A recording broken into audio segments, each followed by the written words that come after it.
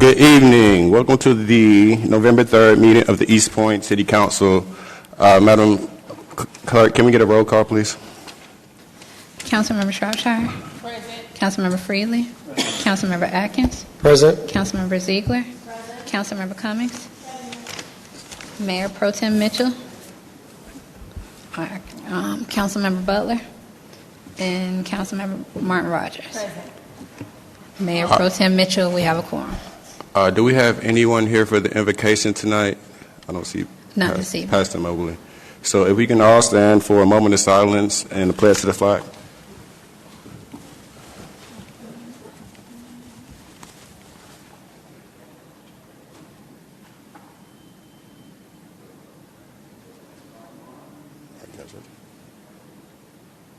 All right, thank you.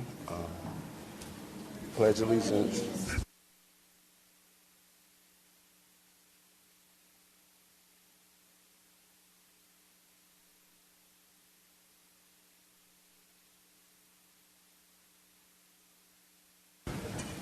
All right. Our sergeant tonight, Sergeant at Arms, is Captain Robertson. Thank you for your service, sir.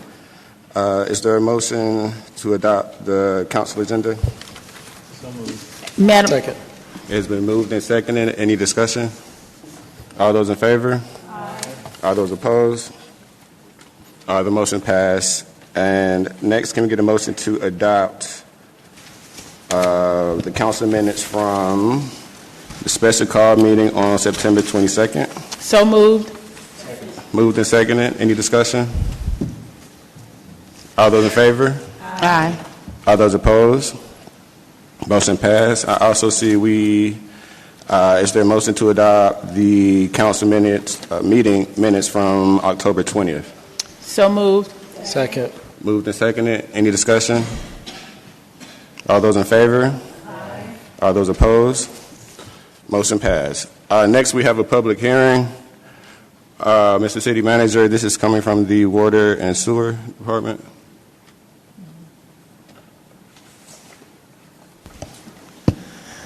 Yes, we'll have our Director of Water and Sewer walk through, I guess, a memo that just was released to the council this afternoon. Mr. Pro Tem, if we're going to have the public hearing as listed on the agenda, at the appropriate time, I'll read the public hearing rules. Thank you. I'm sorry about that. That's okay. You can go ahead. You want me to do it now? Yes, ma'am. It's Rule 29. Public hearings shall be advertised as per ordinance. The presiding officer will call for a motion to open and close the hearing. Those in favor of the subject will speak first for a total of 15 minutes. Each speaker will be limited to not more than 3 minutes. Those who oppose the subject will speak for a total of 15 minutes. Each speaker will be limited to not more than 3 minutes. Speakers may give a total of 3 minutes to another speaker after all of those present have had an opportunity to speak. Residents will be given first priority to speak. After all residents have been given priority to speak, non-residents may speak. By majority vote, the council may increase the total time for each side of the subject to a total of 30 minutes per side. Each side will be given the same amount of time, and speakers must adhere to the rules of decorum. Is there a motion to open the floor for public hearing on capital improvement elements on impact fee program? Second. It's been moved and seconded. Any discussion? All those in favor? Aye. All those opposed? All right, thank you. Mr. City Manager, if you would like to have someone give an overview. Yes, we'll have our Water Resources Director come up and give an overview.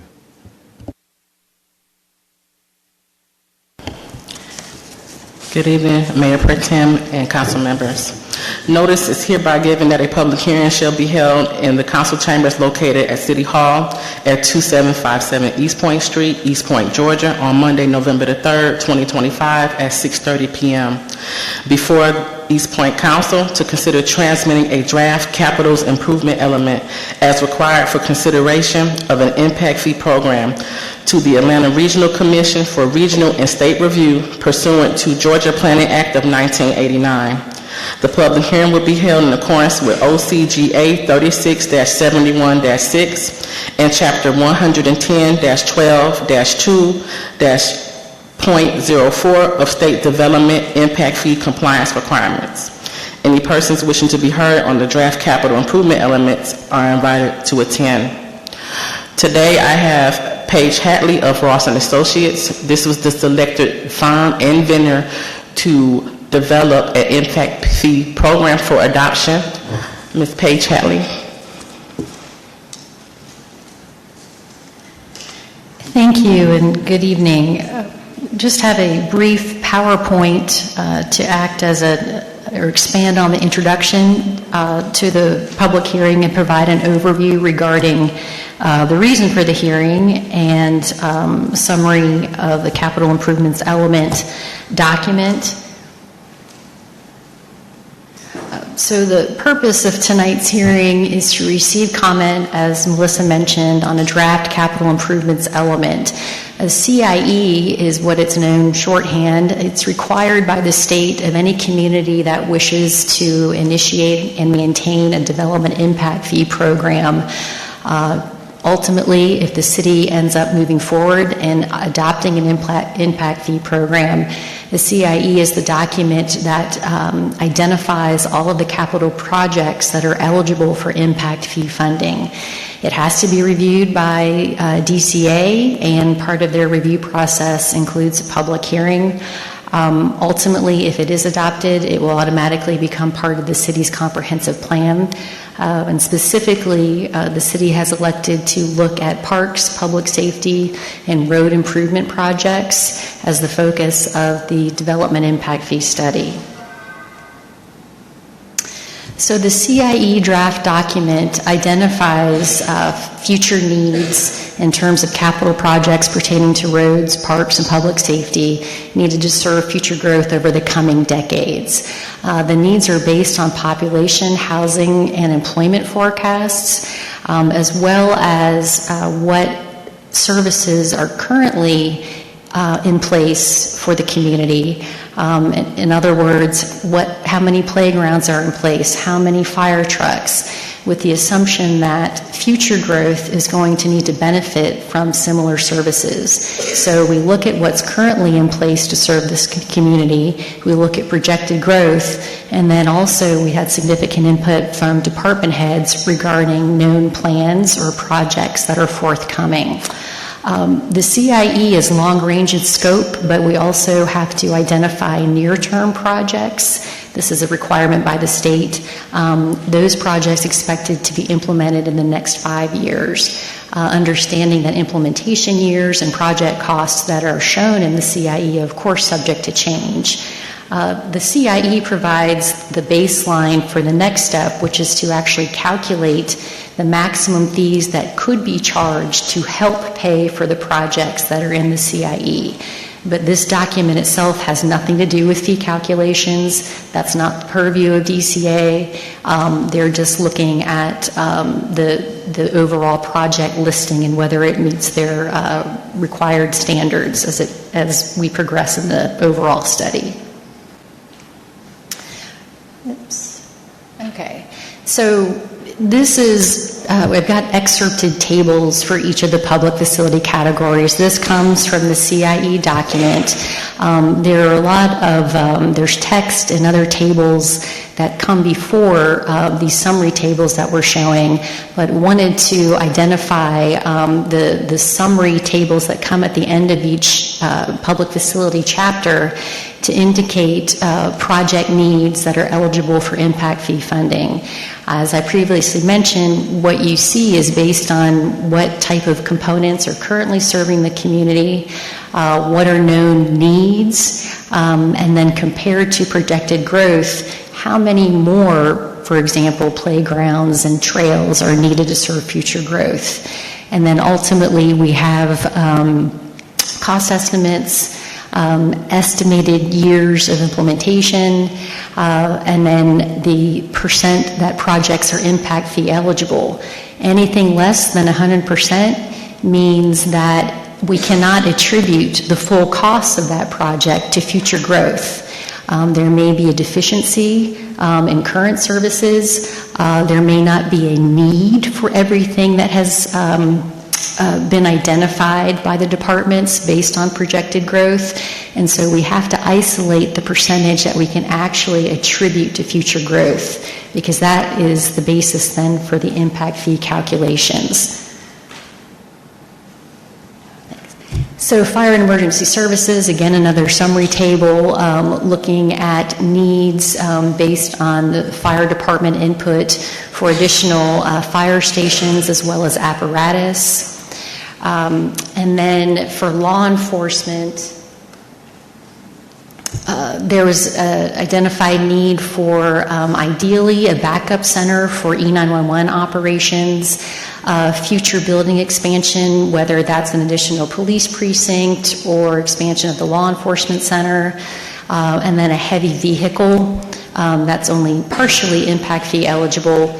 You do not see under law enforcement squad cars. By state law, any projects have to have a service life of at least 10 years, and so due to the wear and tear on patrol vehicles, we can only include heavier specialized vehicles such as a mobile command center when it comes to law enforcement. Oops, sorry. And then finally for road improvements, this is looking at you have a 2020 comprehensive transportation plan for the South Fulton region that's in place. Of course, it's being updated, but that, in working in conjunction with the Public Works Department, was the source for some capacity-adding road projects that are potentially eligible for impact fee funds. Impact fees can't be used for road maintenance, can't be used for repaving or any restriping, but it's for projects that are intended to get more cars on the road as you have growth and development, road widenings, intersection improvements, etc., what can facilitate additional traffic that is anticipated to come online as the area grows. This also bears in mind that you have, with your T-SPLOST program, there are many projects that are already accounted for with funding, but that there are some that either don't have dedicated funding under the current T-SPLOST program, or perhaps there may be a need for supplemental funds, and that's where impact fees can come in as an additional resource. And then finally, just to place the CIE relative to the overall process of considering and finishing an impact fee study that could lead to adoption of an impact fee program. On tonight's council agenda, there is a transmittal resolution that City Council can consider to authorize the draft CIE to move forward to the Atlanta Regional Commission to initiate the required review process. That is upward of almost 2 months is what DCA, who has to review it, typically indicates they need for that. And then subsequent to the transmittal of the draft of the project-based document, then we shift to the fee calculations themselves as to what could be charged to help pay for the projects in the CIE. That will require us to reconvene the advisory committee, which was appointed by City Council. We've met with them once, and we anticipate 2 more meetings to talk about fees and what they recommend after we finish our calculations, and their recommendations will come forward to City Council for the fee setting discussions. And then a fee schedule, about a 2-page fee schedule, would be part of a development impact fee ordinance. The ordinance will be a detailed document outlining how to administer an impact fee program and what the fees could be to be charged. That requires 2 public hearings under state law. And then ultimately the CIE as approved by DCA and the ordinance with the fee schedule, both of those pieces would need to be locally adopted, and those are the components needed to start an impact fee program. And then, of course, internally there would need to be staff training if a program is adopted, and then the city would be in the business of collecting impact fees. So thank you. That is just the last that I had for, again, providing additional overview as to the reason for the public hearing and the CIE itself.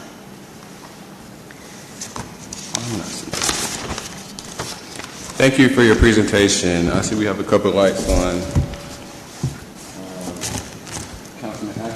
Councilman Atkins? Yes, thank you, Ms. Hadley, for that information, and thank you also, Director Echeverria. My question would be, in terms of the elements, when you listed those, we've got law enforcement, fire, we've got parks and rec, and we've got roads.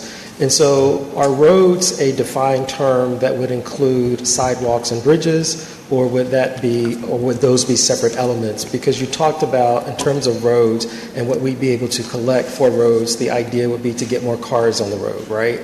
And so then that could necessitate or warrant more safety, and so i.e. the sidewalk. So is roads, in terms of an element, a defined term, and would it include sidewalks and bridges? Great question. As it's defined under state law, it does automatically include bridges, but again, it has to be a bridge. You're adding lanes to a bridge, not just making repairs. As far as sidewalks, certainly if that is part of a road project, landscaping, right-of-way acquisition, sidewalks, bike lanes, any and everything that is part of an umbrella road project is eligible.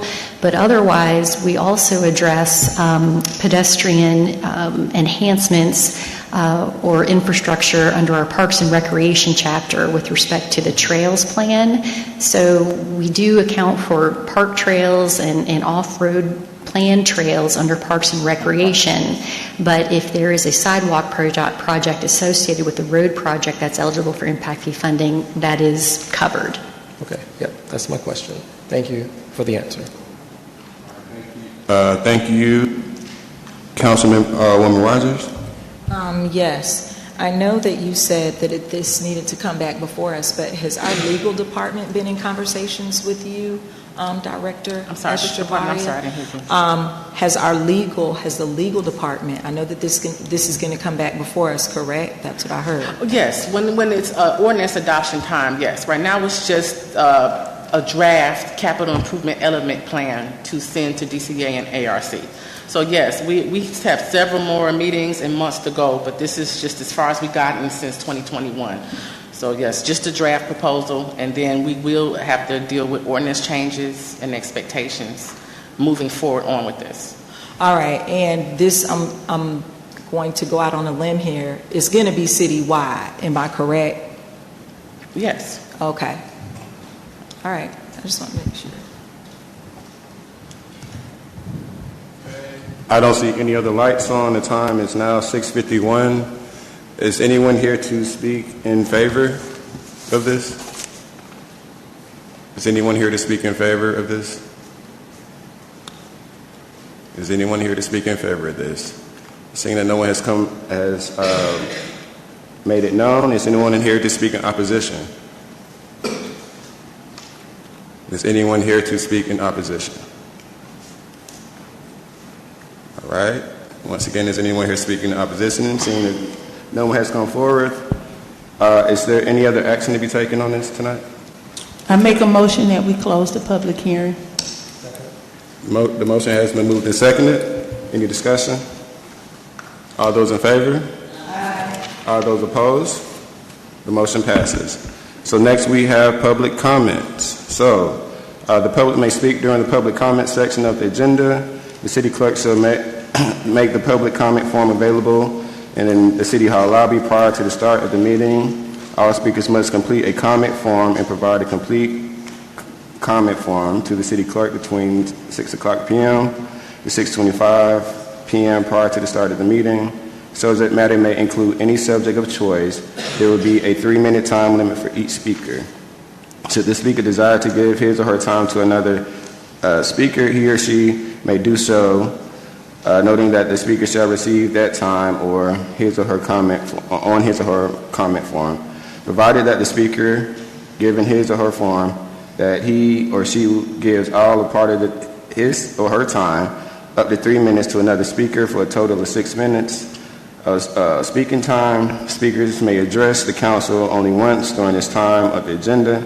Speakers must identify themselves and their addresses to the council once. This time during the agenda, speakers must, prior to speaking, questions from the speaker may not be addressed during the public speaking section of the agenda. East Point residents will have priority over other speakers. There will be a total of not more than 60 minutes for public speaking section of the agenda. Speakers may only address the presiding officer. Speakers shall observe all rules of decorum. No debate, disrespect, or obscenity shall be tolerated. The presiding officer shall rule any such individual out of order that fails to comply with this foregoing. Madam City Clerk, how many people? We have anybody sign up for public comments tonight? Yes, we have 6 public comments, and up first will be Mr. Eddie Lee Brewster. Okay, thank you.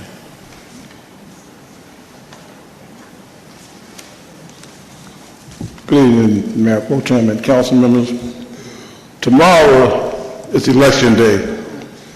We can make a strong statement tomorrow and come out and vote. I'm encouraging everybody to come out and vote. Early voting has been not too good, but it's been better than in the past. But I'm urging all East Point residents to come out and vote tomorrow. And we can make a historic choice if we really think about it. I'm asking everybody to re-elect Councilwoman Star Cummings and Councilman Sean Atkins. And I'm also... Madam Mayor Pro Tem. Madam Mayor Pro Tem. One second, can we pause this time really quick? Yeah, I think we do have rules about wearing campaign shirts in the chambers. Madam City Clerk. Madam City Attorney. I'm sorry, Madam City Attorney. I believe, is this a polling place? No, it's not. It's not No, reported. so then I don't think those rules about campaigning here apply. It's not. Okay. Well, we have our legal opinion, so I'm sorry, you can continue. Okay. I'm recommending that Councilwoman Star Cummings be re-elected and Councilman Sean Atkins, and also the promotion of Councilman Judge Butler as our next mayor.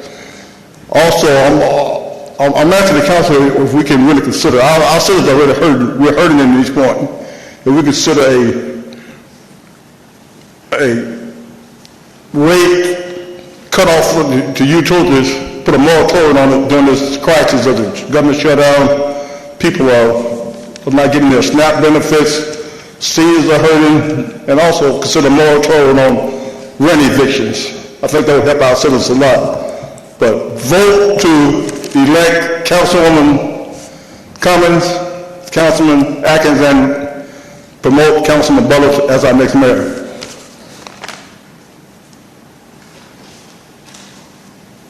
Up next, we have Ms. Sharon Lovett.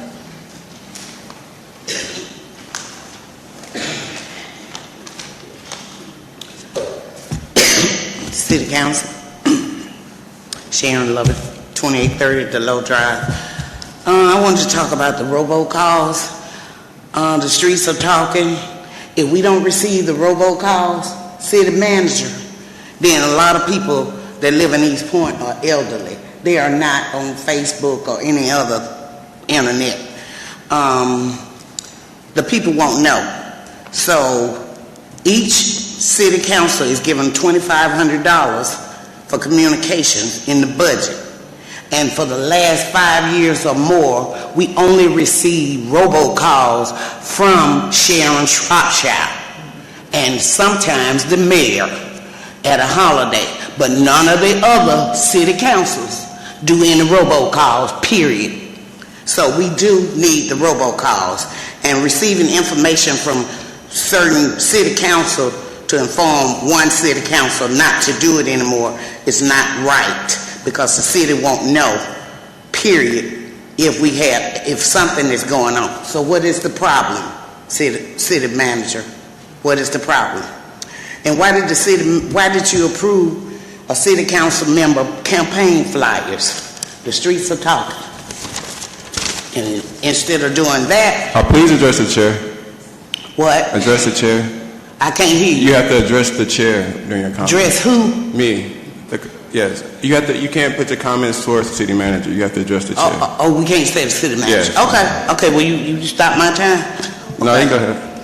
Okay, well, if that's the case, if I can't address the city manager, then I'm wondering why it will be approved, period, in the city for that and not for the robocalls, because we do need the robocalls. But the upper management needs to listen to all of the city council members, not just a few of them. You know, I had a couple of things, they had that, but you said I can't say that. But my question is to all of you concerning the negativity that's going on in the city council. You all not going to ever be able to collaborate, communicate, navigate, make policy decisions, approve ordinances, resolutions, and other legislations to govern the health and welfare and the safety of our city residents. If you're so negative, you know, if you still keep being negative, make it make sense. We still need robocalls, and robocalls should be mandatory. And by the way, just because a few folks in Jefferson Park call or do different things doesn't mean they run the city. Up next, we have Peter Friedrich, and my apologies if I said your name, mispronounced your name. 4498 Washington Road, and my name is Peter Friedrich. Good evening, Council. This city named a school after Hamilton Holmes, who helped to desegregate the University of Georgia and faced down violent mobs to break barriers that lifted up the oppressed. Senate Bill 375, however, flips that legacy upside down. It weaponizes civil rights law to silence dissent about a foreign government, and East Point's government will be forced to enforce it. The bill mandates that every Georgia agency, including this city, consider the definition of Hinduphobia when enforcing discrimination laws. It defines Hinduphobia as antagonistic, destructive, and derogatory attitudes towards Hinduism, but never defines Hindu or Hinduism. That void, refusing to define the terms, is deliberate. Here's the mechanism. SB 375 changes what counts as discrimination under Georgia law. When agencies investigate discrimination complaints, they must now consider whether Hinduphobia occurred. Here's the impact. An East Point resident posts about Hindu nationalist mobs attacking churches and beating pastors in India. Co-worker files Hinduphobia complaint with HR. Company investigates to avoid state agency liability. Employee gets fired for documenting violence against Christians. Investigation alone destroys careers. Process becomes punishment. Your city faces the same trap. East Point Library hosts speaker on religious persecution in India. Hinduphobia complaint gets filed. You face legal exposure for a library program. Legal fees mount. City staff time is consumed defending a speaker event. That void is the weapon. The bill conflates political ideology with religion, then forces East Point to adjudicate that conflation. Hindu nationalist groups claim their political agenda is Hinduism, inseparable and sacred. SB 375 makes Georgia agencies treat that claim as law. Why this matters to East Point? India's intelligence agency attempted to assassinate an American citizen on U.S. soil last year. Federal prosecutors charged individuals connected to senior Indian officials. Multiple Americans remain on threat lists. SB 375 offers them a cleaner tool, litigation instead of violence. Hamilton Holmes faced that mob at UGA because civil rights law existed to protect people like him, to lift up those fighting oppression.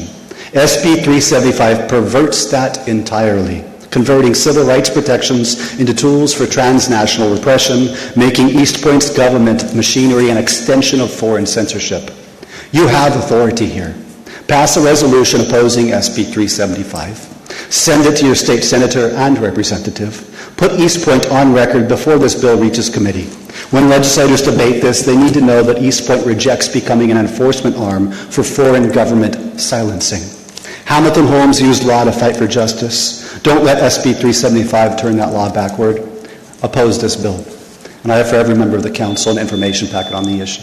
Thank you so much. All right, thank you.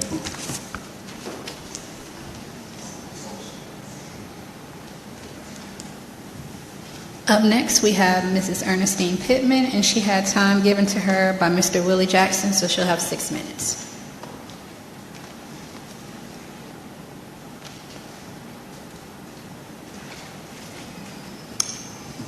Good evening, Mr. Mayor Pro Tem and Council. As a former council member and mayor, I am appalled by what a former council member, Eddie Lee Brewster, came into this council chambers and did tonight. He knows as well as I do, you cannot campaign in council chambers before a sitting council, period. That's free publicity. But I'm not here to talk about his lack of decorum or his breaking the law. I'm here tonight because there were 3 pieces of legislation that were, quote, passed during the last 4 months I was mayor of East Point. My name is on these 3 pieces. Because of those 3 pieces of legislation, the city of East Point has collected over $55 million in electrical reserves due to the PCA and the ECCR charges. The courts ruled, Judge Ellerby stated that that ordinance never passed the council. I had no business to sign it if I did, and I asked the council years ago, let's go to court and do something about it. You ignored it. Now, we're up to another one that is even more sacred, and that is the stormwater utilities. I take that very seriously, not just because my name was fraudulent on the ordinance as it now stands, but because we told the residents of this city, whose homes were built between 1950 and 1960, who had no idea that stormwater pipes were on their property and were never dedicated to the city, that they were liable for those pipes bursting, causing problems. No resident should ever feel that his home, the largest investment you can make in a city, is going to cost you way above and beyond what you are able to pay. We told the residents when we were fighting for this stormwater utility fee, this is your insurance, that if you ever have a stormwater problem on your property, the city will fix it. 2019, I discovered an ordinance when a resident called me asking about it. And in that ordinance, that was what we voted on. That was not what I signed off on December 19th, 2012. Why would we tell residents we're going to charge you a stormwater fee on every tract of land in the city that was not grassland, so that you would not have to fear of losing your home or coming out of your pocket with money that you may or may not have, and then turn around and tell you when you do have a stormwater problem, it's your problem and not the city. Oh, we're going all the way with this one. No. Over $25 million has been collected. Currently, it's supposed to be $6 million over there in the budget. 5 years ago, I asked for all invoices of stormwater fee money that had been used. I don't come begging, and I don't come talking out of my hat that I don't even wear. Got a new wig, though. But I don't do that. We had the documents here. And we have this gentleman here, whose home, one of those built in the 50s and 60s, stormwater pipes in the yard, was never dedicated to the city. Now he's been told, here he is in his 80s. On your property you pay, hell to the hell no. No. We're not playing with this one, people. Somebody had better come up with the ordinance, with the strike-throughs that do not exist, because in the ordinance you are presently using, it says amend. You don't amend something unless it exists. There was no stormwater utility. We have the attorney, we have the people on the council, and I have the documents. My name is on it. I did not sign it. And tonight, we want the city to follow through on what we told the residents of this city. Not a single hearing that we had did anybody come up there and said, no, we don't want to tax ourselves every year on our property bills, a stormwater fee. But any resident in this city to be told no. It's on your property, it's your problem. No, we're not doing that. And the other one was the hotel motel tax bill. You need to look at that ordinance. Only a fool, and I'm no fool, I might be old and great, but I am nobody's fool, would sign such asinine ordinance as it appears. We need to have a talk in this city. And starting tonight, let's hold true to what we told the people. Thank you.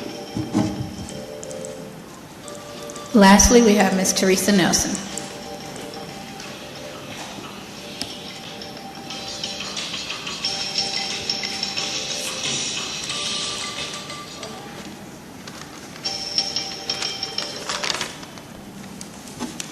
Good evening, members of council.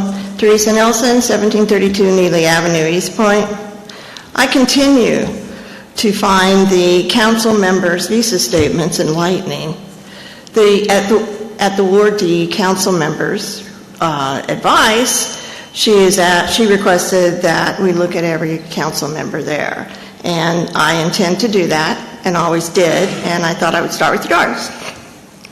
Some council members have chosen transparency and posted their expenses online, a practice all elected officials should follow. The councilman running for mayor is not much better than the one discussed in my previous comments to council. In 30 months, he spent over $50,000 in travel and miscellaneous expenses, which is an average of nearly $1,700 a month and does not include the expenses for which he was budgeted. He spent over $10,000 on miscellaneous expenses, including marketing services. And in case you're concerned about feeding your family these days, the councilman spent nearly $2,500 at area restaurants. The most surprising expenditure was the use of Uber for local transportation at approximately $2,700. It's MARTA. As a former council member, I attended conferences for MEAG and GMA. However, I did not travel to South Korea, Colombia, California, or to D.C. multiple times. The cost for that travel was over $32,000 for 30 months. The two members' visa charges I have reviewed thus far remind me of my Navy father's comment. They spend money like drunken sailors on shore leave. It's time to spend funds on downtown redevelopment, infrastructure, and our employees. Those needs are critical to improving our city. We shouldn't have to go to Hateville and College Park to see what a downtown should look like in our area. Tomorrow is election day. You can vote for change and to save our city, and I hope you will do so. Thank you. Those are all the public comments we have this evening. All right, thank you all for your comments. Next, we have comments from council. Anyone? Councilwoman Rogers?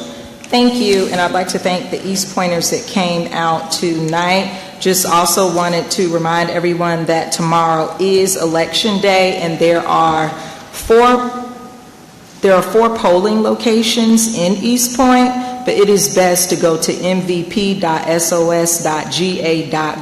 to see where your precinct is.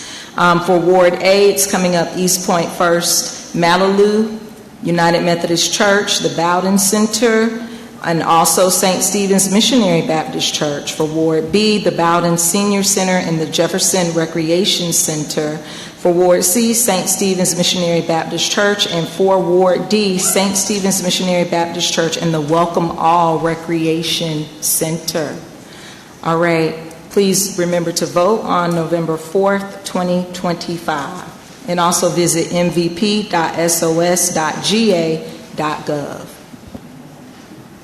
Thank you. Councilman Atkins? Yes, thank you, Mr. Mayor Pro Tem.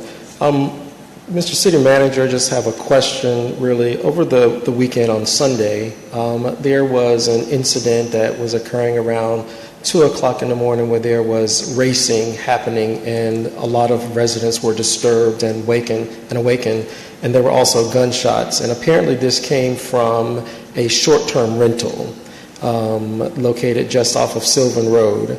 And my question is really this. The city has an ordinance around short-term rentals needing to register and fees associated with that. Residents are often complaining about the disturbances from some short-term rentals. When the police department is notified and they go out, are they also notifying enforcement through planning and community development where those things could be checked to see if they have registered? And if so, are we assessing fines for those things? If you could find that out and report to us. These things are happening over and over again, and I'm not sure if the city is enforcing the short-term rental ordinance since we are allowing them in the city. Thank you. All right. Anyone else?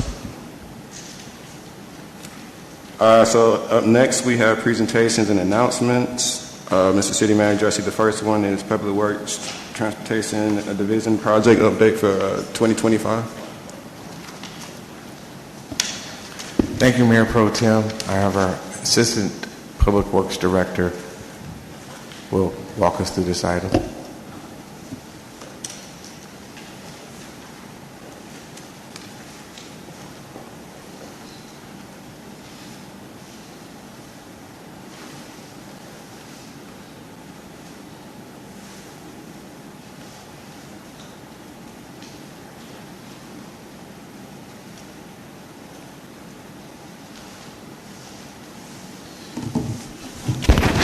Good evening, Mayor and Council.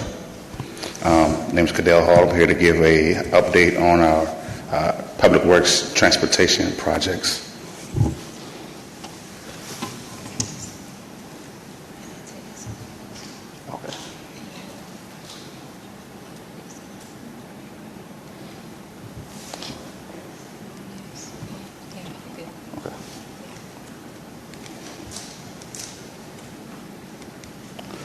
So I'll start with our current construction projects that are underway. We have our LCI multimodal downtown project, which is still currently underway. It's still under construction. AT&T, who's completing the work right here in front of City Hall, they're currently finished up their work today, so you'll see all the traffic control, the construction along East Point Street starting to be removed. The contractors are still working along Main Street, but they are wrapping up their relocations along East Point Street. Next, we have our pavement resurfacing groups. We have 3 contracts for multi-year resurfacing, A, B, and C, and I'll go over those contracts more in detail on the following slides. Also, we have a Sylvan Road sidewalk project that's underway. It's gotten started. All the relocations of the utilities, power lines, water lines have been completed. The contractors have begun installing erosion control and actually constructing driveways and sidewalks in support of that project.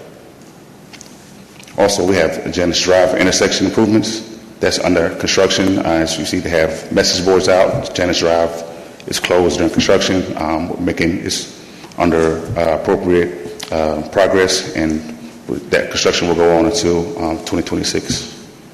And also, we have sidewalk maintenance. This is general sidewalk repairs citywide in various neighborhoods, replacing some existing damaged sidewalks. This was supposed to be a video, but it's just a picture of the hot-in-place recycling process that was going on in some of the various streets in Ward C and D. You can see here the trucks heating up existing paving. It's turning and rejuvenating existing asphalt. It was a very successful process thus far that reuses some of our existing infrastructure and saves around 30 to 40% in comparison to our typical resurfacing process.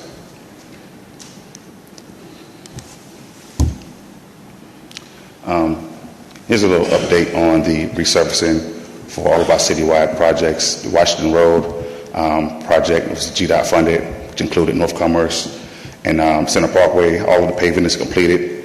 Contractors are now coming back to do the final striping before they close that project out. Part of our Group A paving, the Low Drive is currently being resurfaced from Montrose Drive to Washington Road. And the other projects for Group A that are completed, Pineywood Drive, Oak Ridge Lane, Pine Needle Drive, Pine Needle Court, Heather Drive, and Ben Hill Road from Headland Drive to Washington Road. That contractor is currently putting together a proposal or cost estimate to continue working on Stanton Road, Idlewood Drive, Allison Court, and Fort Valley Drive next. But the other contract, paving Group B, they're currently working on resurfacing Headland Drive from Ridgecrest Road to Headland Terrace, and also from Kimmers Drive to Warren Way, so that construction is currently under progress. And that contractor is also developing scopes and cost estimates for starting in the River Park community, Blunt Street, Palm Drive, and other streets in that neighborhood, as well as Rockwood Drive, The Hiding Place Contract C is mostly substantially complete. That's the process I showed in the previous slide. They've completed L Circle, Scenic Terrace, Scenic Drive, Pomona Court, St. Henry Street, West Rugby Avenue, Prince George Street, Queen Elizabeth, Mount Vernon, Potomac Terrace, Red Wine Court, Victoria Drive, Red Wine Road, Dresden Trail, Duke of Gloucester, St. John's Drive, Duke of Windsor, as well as Summerlin Trail, Summerled, Sloop Way, and Savannah Walk subdivision. We have this list as complete, but they'll be coming through doing some touch-up and punch list items to wrap up that project in those areas. Next, they'll be moving on to Heritage Park subdivision, which they're currently working in, as well as the Lakeside Preserve subdivision to wrap up that project. Some other projects that we have for this fiscal year, we have North Desert Drive, resurfacing the sidewalks. That project is currently received the bids. We're reviewing those with procurement to bring forth council for approval in the following months, as well as Silver Road North Sidewalk Project, which will be from Winburn Drive up to the city limits of Atlanta. Conley Drive Sidewalk Project, which is a sidewalk gap in the school zone of Hamilton E. Homes, filling in the gap from Judson Avenue to Collins Drive. We also received those bids and are reviewing those.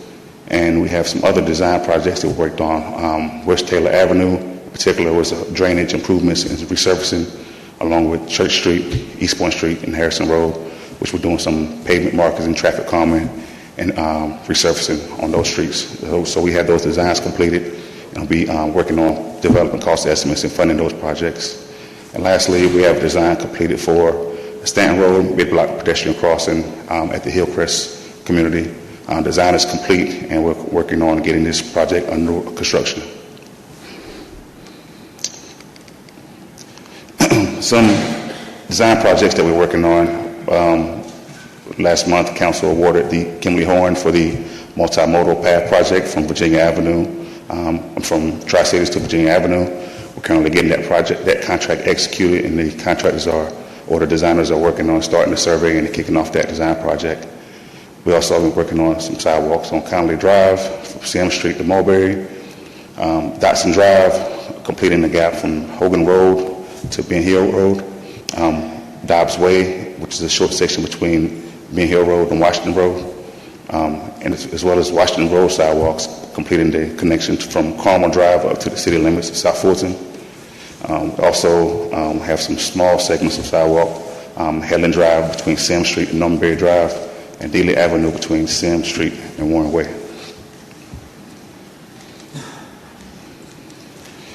Some other initiatives that we're working on, Virginia Avenue improvements. This is in collaboration with East Point Power. We're working on some signal improvements and marking and signage improvements on Virginia Avenue, in particular intersections of Bobby Brown Parkway and an intersection of Virginia Avenue and Harrison Road. Also, we have our Safe Routes to Transit program, which was approved last month. MARTA is going to be improving approximately 13 stops citywide, improving the pedestrian accommodations and increasing the safety of crossing at these locations. We're working on the South Fulton Comprehensive Transportation Plan with ARC and the neighboring cities in the South Fulton area. We'll be coming before Mayor and Council probably in December with the intergovernmental agreement to approve for the South Fulton CTP to get that kicked off. We also, Fulton County has reached out to all of the cities in preparation for potential T-Splosh 3 vote for 2026. So they're scheduling the initial meetings to start discussing that with all of the engineers and powers that be for the cities. We're also still developing a scope for a sidewalk evaluation citywide so that we can plan out our new sidewalks, and as well as put together plans for repairing existing sidewalks. And lastly, we have our Flint River Gateway Trails grant. This is a portion of the larger Gateway Trails project that was supposed to be federally funded, which was canceled by the ARC, but the city had received its own individual funding prior to that grant, so they're going to reestablish the funding for that for the city. So we're in conversations now on how that process will work with the city being able to move forward with our own design. And that's all, so I'll leave the floor open for any questions. All right, thank you for your presentation. Councilwoman Cummings? Thank you. Thank you for your presentation. I have a question. If you go back on the slide for the road projects that you guys have done, this one here, yeah. This one? Yes. So I'm trying to see how it matches up with what you guys, what's on the website. Are we still, because let's see. So you have a date where you started some. I think the last one was Idlewood Drive in Fort Valley to that dead end, and that's on October 27th. So that's where we are. Are we still making progress with regards to, we're still in line for repaving those other streets that are after that? Yes, so we give dates, sometimes they're approximate, depending on the weather. I mean, I know give or take Yeah. a week or so, but Yeah. I mean, for the most part, we're still on schedule. Yes. So all of these that are on here, will we be able to get all of these streets here repaved by the end of the year, or? At least started. Okay. You know, some of the larger ones may take a little time, but as we get into the fall and winter, And I it know may slow down. we have to take weather into consideration as well. Yes, to answer Okay, your so question. we are on track with what's on the website. I just want to, just so when residents go and they check it, and I know what you presented here this evening, I just want to make sure that we're still along those same lines. Yes, ma'am. Okay, good. Thank you. I yield. Thank you. Councilwoman Rogers? Thank you, and thank you so much for your presentation. And I'm so glad to see that all of this movement is happening citywide for our streets. But what I wanted to know was this. Number one, the communication to residents. A lot of residents, and I am very thankful, I noticed that there were mailbox drops saying that we're going to be paving in a few days. But is that being done in every neighborhood across the city? How are we letting residents know? And then, due to the weather, we weren't able to start a particular day. And then residents wanted to know, okay, well, when is it going to start? Is there some way that residents can be informed of when paving will occur besides the orange signs that say, hey, don't park on the street, the sprinklers, please turn those off? Like, what are we doing to really tap into communicating to residents that you may need to take a different route because we're going to street pave? Because in my community, the street was paved, but I also noticed people have also started driving on it already. I don't think that it has settled just yet, but that is one question that I have. And then also throughout the city, we have a ton of signs that need to be replaced. Litter signs, speeding signs, also stop signs. What are we looking at is to, as we're repaving the streets, also putting out decent signage, because some signage says, hey, don't litter here, but the sign is very old and outdated that you can't see that it really says, please don't litter. So that's all I have. Thank you. Thank you. Yes, to your point, we have been putting out letters to the residents in our best effort to notify them. We also been, when we can, put out message boards, entrances of neighborhoods. And recently, especially when there's an HOA, we've been communicating with the HOA if possible, like to notify the subdivisions or that will be paving. So a difficult task, like you said, when things maybe rain one day, get off schedule, but trying our best to keep everyone up to date. So any ideas that you may have to better improve that we welcome. Your second question about the signs, we're working with our team, Director Reeves, on doing like an inventory of all of our signs. To your point, we have signs from 10 years ago that may not match up with current signage, or we have old signs. So trying to get an inventory of all of our signage and do some best practices on removing some, replacing some that may be duplicative, as well as some that may not be needed anymore. So we are working on that citywide. Councilman Atkins? Yes, thank you. And thank you, Mr. Hall, for your presentation. I have a question about multimodal. I know earlier this year we had a presentation regarding the lagging progress of multimodal, and I heard you say that the part on East Point Street in front of City Hall is now complete, so we should start to see some movement on that. During that presentation before, Mr. Reeves had stated that the consultant would have to go back and recalibrate the schedule to see if we can catch up, because I think that it was presented that these projects regarding multimodal will be complete February of 2026. Is that still correct? That's the date set for now, but we haven't had any recalibration of that schedule presented to us yet. So the consultant has not redone a schedule, so we're not sure if we're going to meet that deadline. Not of yet. Okay.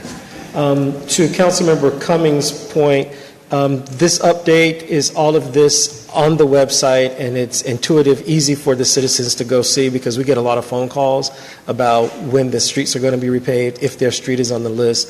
So are they able to go to the city's website and easily find this information? Yes, if you go to eastpointga.gov/transportation, or you can navigate from the Public Works webpage. We have our updates as well as information about all of our projects on our website that we update weekly.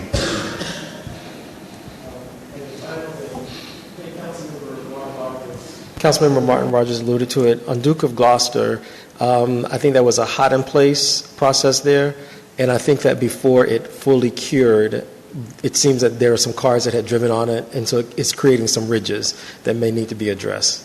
Thank you. Yes, we've got some other areas too. We've been in talks with the contractor. The temperatures kind of lowered more than they expected, and they were letting maybe open the traffic up a little too soon. So they're aware they have some areas that we need to go back to address. So we're going to be doing those on our punch list item when we're driving all the streets. So we'll appreciate the awareness for that. Okay. And the final thing that I have is on Pine Needle Drive. I was speaking with Ms. Lowe the other day. They are very pleased with their resurfacing on Pine Needle Drive, but for the portion, there's a neighbor's driveway whose apron did not get completed, and the other neighbors, theirs did, and so they were just wondering if that was an oversight, but I can send you detailed information on that. I've been in communication with them as well, but if you wanted to send me the information you have, I'll take it as well. Okay. All right. Thank you. You're welcome. Thank you. Councilman Swapshire? Thank you. And let me say thank you for your presentation, and thank you for everything. And Hetland Drive is being paved, and that has been in the work for some time. And because of the pipes, the water pipes that would always burst, it kind of delayed the process. And once those got completed, then now you all are able to continue to pave Hetland Drive. So thank you for that. That has been on the list for quite some time. Just like the other end of the low, which is now being paved. And you all said once you complete Ben Hill and put the sidewalks down, then you would finish paving the other end of the low, which is good. So thank you for that, and let's continue to keep up the progress of doing the city. But I do have a question, and we talk about the side streets that need to be paved. One, Ridgecrest. Is that on the list, Ridgecrest? Yes, ma'am. It's on the full list of streets we're going to do. We're not doing it at this time, but maybe the following year, next fiscal year, but it's on the list. So it's on the list to be done? Okay, thank you. And what about Conley Drive? I know we've talked about sidewalks, especially because it leads to a school. And you know there was an accident with the child on Conley Drive. So sidewalks in the works for Conley Drive, we've talked, I know that came up several times. Yes. So the gap from Sims up to Lowell, we're currently going to start working on designing. The sidewalks? Yes. Okay, Where it thank stops you. at the daycare right there past. Yes, Yep. right there, Children on Mulberry. Yes, Okay, thank you. And then you're going to go over across Conley Drive and Delowe and do that side that leads up to Hamilton E. Home School? Yes, it's currently sidewalks, but it's an area where it's it missing. stops. Yeah, so we want to fill in that gap. Okay, all right, perfect. Thank you. You're welcome. Thank you. Councilwoman Ziegler? Yes, thank you so much for your presentation. So going back to like the first slide, at the very top, I think you had mentioned Houghton Place. Oh, I'm sorry, where we were. There you go. So it says roads receiving patching in Houghton Place, asphalt recycling, et cetera, et cetera. So which roads on this list received that versus an actual ripping up of the old road and then putting down a new road? So if you look at where the column says pavement group, the group C is the hiding place group, the streets that receive that. So this slide going to following all of these streets for group C were the ones in that project. Okay, and then upcoming are the streets upcoming that are about to be repaved, are they going to be Houghton Place or are they going to be like standard repaving? Yeah, there'll be more of your standard milling of the street, paving. These are the last streets that we have in that current contract, so it'll be your standard resurfacing process. Okay. So I had some questions. For upcoming projects, I saw in one of the documents that Egan Park is supposed to be resurfaced with LMIG funds, but I haven't seen that pop up on the list yet. So we're still waiting to receive LMIG funds that were submitted for that group of projects. So once received, we'll be able to proceed with that group of projects. Okay. And when is it that we would get that funding? I'm not sure. There were some administrative things that had to be taken place or care of between us and the state for the LMIG funding to be received, but it's already accepted, but they just had to present us the funding. Okay. And then regarding Idlewood, I see that the new start date is November 10th. This project has been delayed a couple times, and this community really, really wants their street repaved. I mean, the street's crumbling. Like, you can pick up part of the pavement with your hands. So are we certain? Because I don't want to go back to the community and say November 10th and then have it be moved. So we'll need to update this. Of course, the same company that's currently paving Delowe Drive is going to be moving over to pave those streets. So they're currently working on another area of the city. Then they'll move over to the Stanton and Idlewood area. So it gets a little behind what we predicted for them, but they're going to be active in East Point, moving over to that neighborhood. Okay, gotcha. And then for Stanton Road, I think you had it labeled as Ward A, but I think it's B, right? Yes. Okay. It's the portion in B that's getting repaved and not the portion in A. I'll make sure I go through and correct it. Yes, it's the portion from where it splits from Sims going north. Yes. Yes. Okay. And Center Park is another neighborhood that desperately needs their streets repaved. I've had an ask of when Taylor Avenue would be repaved. Do you have any updates regarding that neighborhood? Hopefully this upcoming calendar year, like I said, we have the design completed. There were some, as you may be aware, a couple of areas that really low had bad drainage problems. So that's part of our desire to improve the drainage infrastructure and pave the street. So we got the design completed. We're just looking at how we can fit this into construction. So we are working in that neighborhood. Okay. And thank you for bringing up drainage, because I know that that's a big problem in Jefferson Park with East Forest and Bayard. And I think a lot of the paving issues stem from the stormwater, just I'm not really sure how it works, but are we trying to get the flow correct there? Yes, and that is a big challenge, like I said, some of our older neighborhoods, as we're doing these paving projects, taking a step back and looking at what type of improvements we can make for the drainage. So just like West Taylor, some of these other streets we'll be looking at, improving the drainage infrastructure. Okay. And thank you for talking about the path. I know that we've talked about these same segments for a while. The one down that goes down Norman Berry to Virginia Avenue, and then also the one that was funded by the ARC. Do we know what the next path project or segment will be? I do not currently, and I think you brought it up in the previous meeting, so I do want to work with our staff and city management to see how we can maybe accelerate some of our path development. So maybe I have a better answer for you after we have those conversations, but I agree we do need to work on multiple path sections at one time. Yeah, okay. And then lastly, sorry for all the questions, but I know that ADA compliance is really on top of a lot of people's minds, especially people who walk often in our city.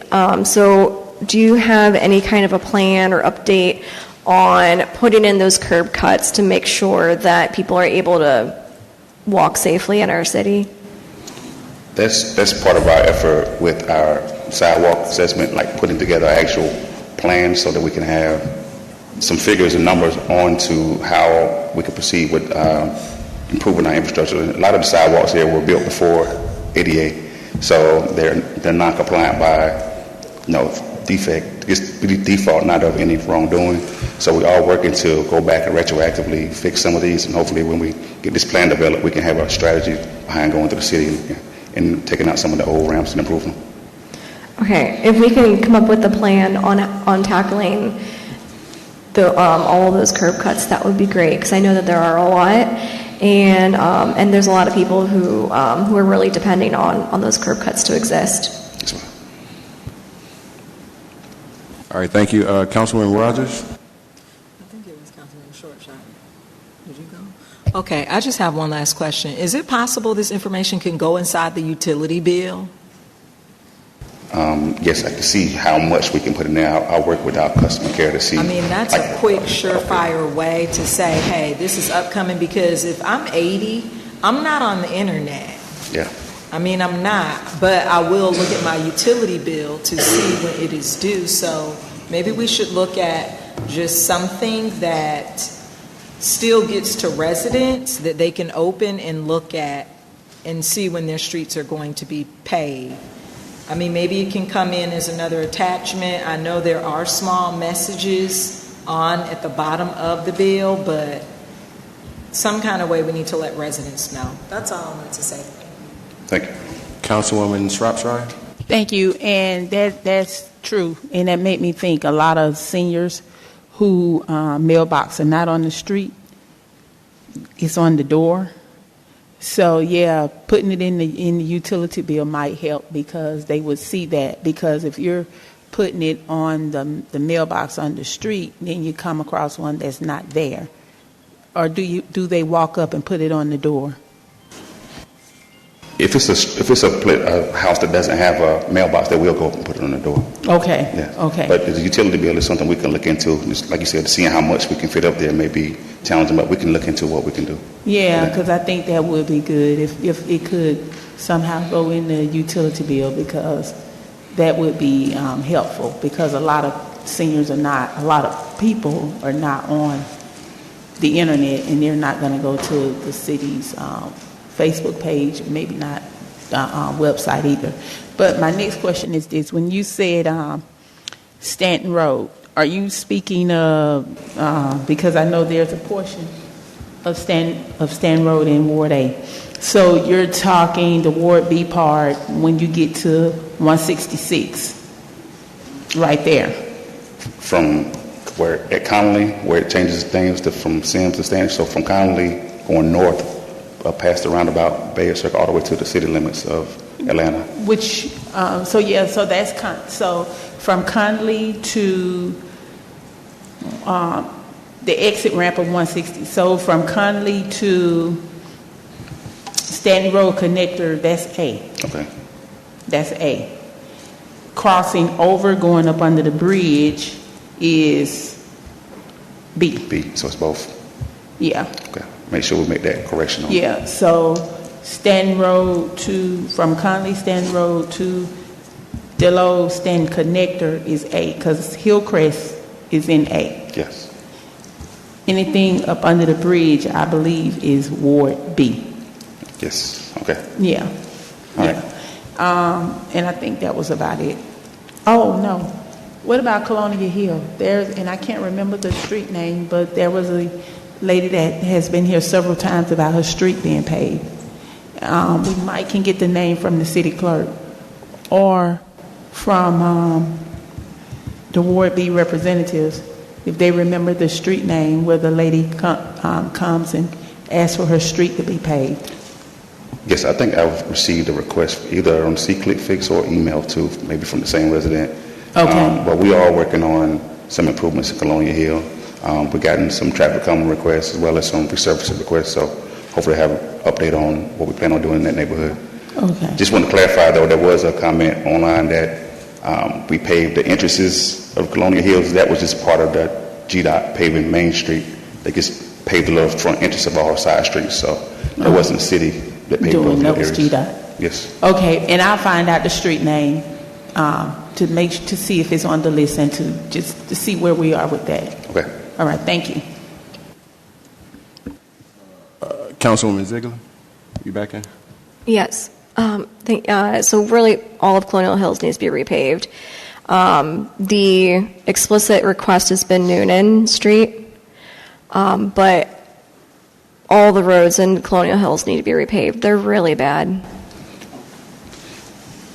Yes, so when we started doing some sidewalk improvements in Colonial Hills on St. Michael's, I think maybe a year ago, and kind of come to the conclusion that everything is pretty much needs to be replaced, and there's not really an area to spot repair. So to your point, it's in a condition where we got to completely come in the neighborhood and redo everything. So we're aware, and like I said, working on the best way to move forward with that.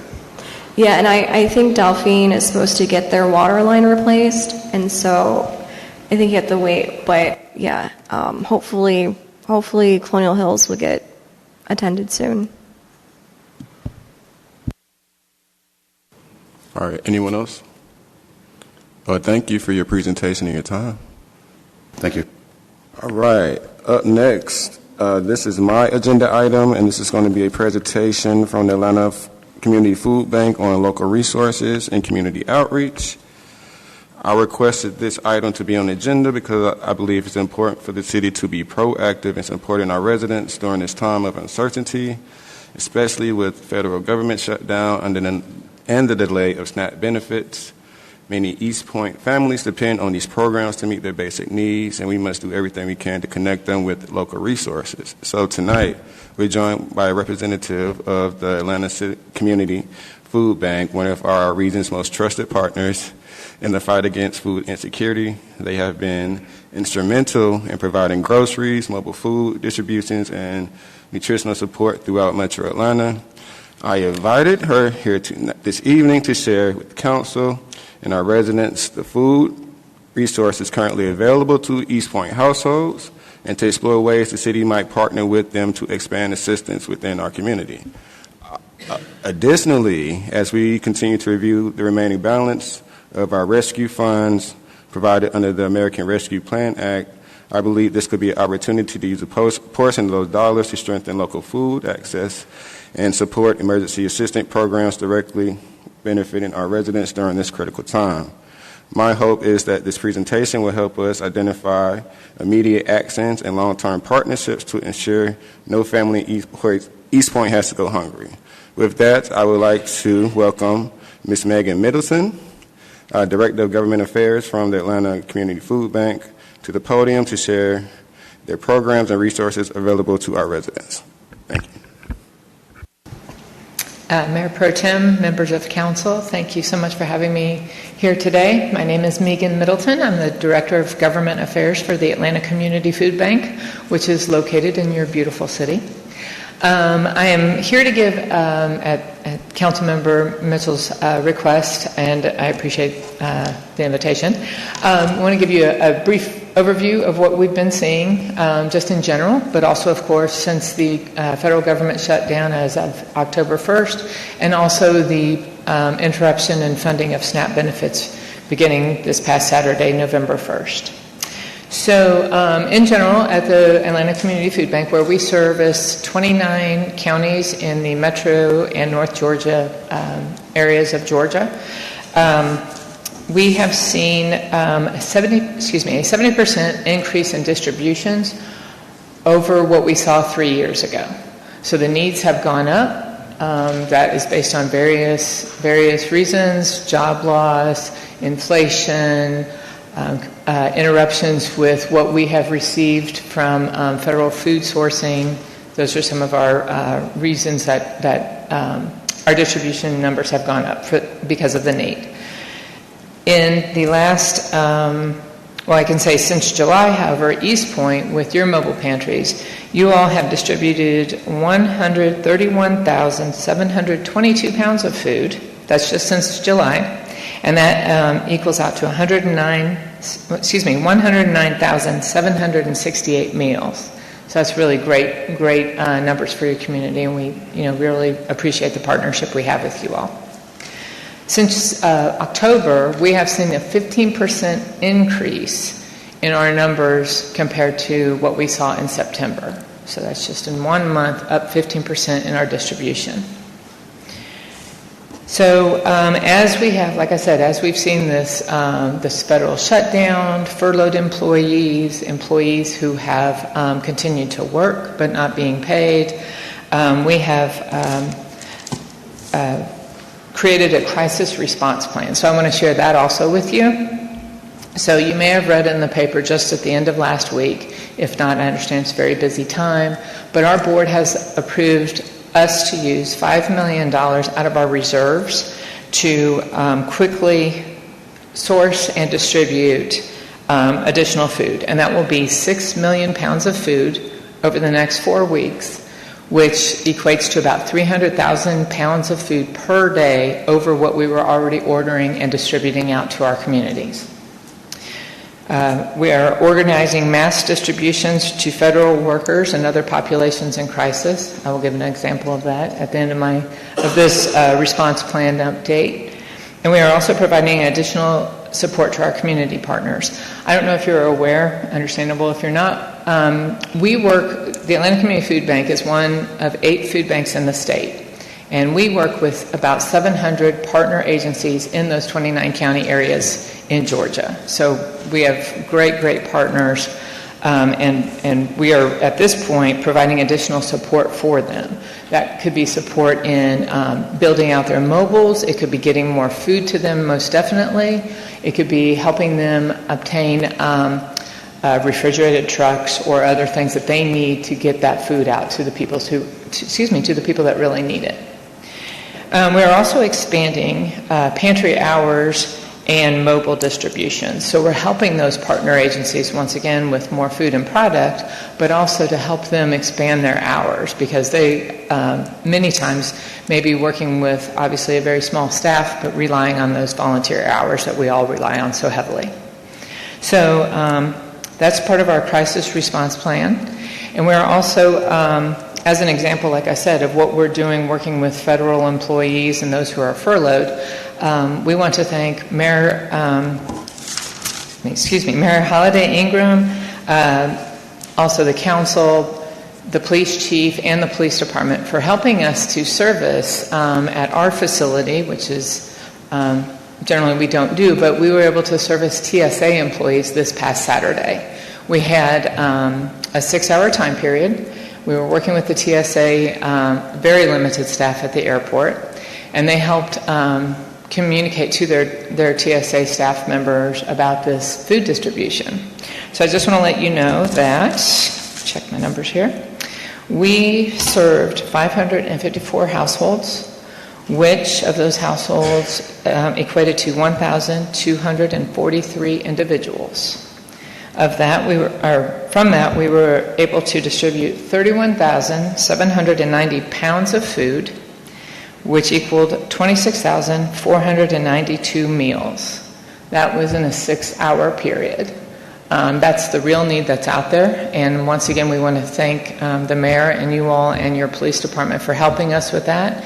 They helped make it a very quick in and out, seamless. We didn't have any backups on the roads or anything, and we were able to get people in, get them served, and on with their day. So I just wanted to let you know that I've also, I think you all have that, or you will have that at the end. Basically, urgent need, it's where we have the crisis response plan. We also have different ways people can help, whether that's donating time, donating money, or donating products. This is information I can also send to you if you want to share that on your newsletters, your social media, please feel free to do so. We also have, this is mobile food pantry distributions for the first 2 weeks of November. These are ones that we have, like I said, increased their time frames, increased mobile distributions. This you will also have in your packet. I can also share this with you, so you can share this again on your email newsletters, your social media, and any other place you care to share. I also left some out on the table for any of the members of the community that wanted to grab that up. So once again, I just want to give you kind of a general overview, then get some specifics as to how we're answering this federal shutdown. We are in constant communication with our members of Congress and the senators, asking them to find a way to end this shutdown and to help us, serve more people and to get the food out there and get people back to work. So if there's any questions I can answer, I'm happy to do so. I also have business cards if you want them for later. Thank you so much for the presentation and all your hard work. I'm looking at the sheet now. I believe somebody mentioned there was a number you could text and they would deliver. Is that on here? So there you can go. How does that work? Yes, I'm not sure if it's on here. I apologize. There's Find Food apps. So you can go to our website, and that's one down at the bottom, Find Food. But you can also you can hit Get Help. There also is a number there where you can text, and it will, I believe it will get back to you on how to, sorry, I have not done that in a while. I did try it out, though. But Find Food, which will help direct you to get resources within your area.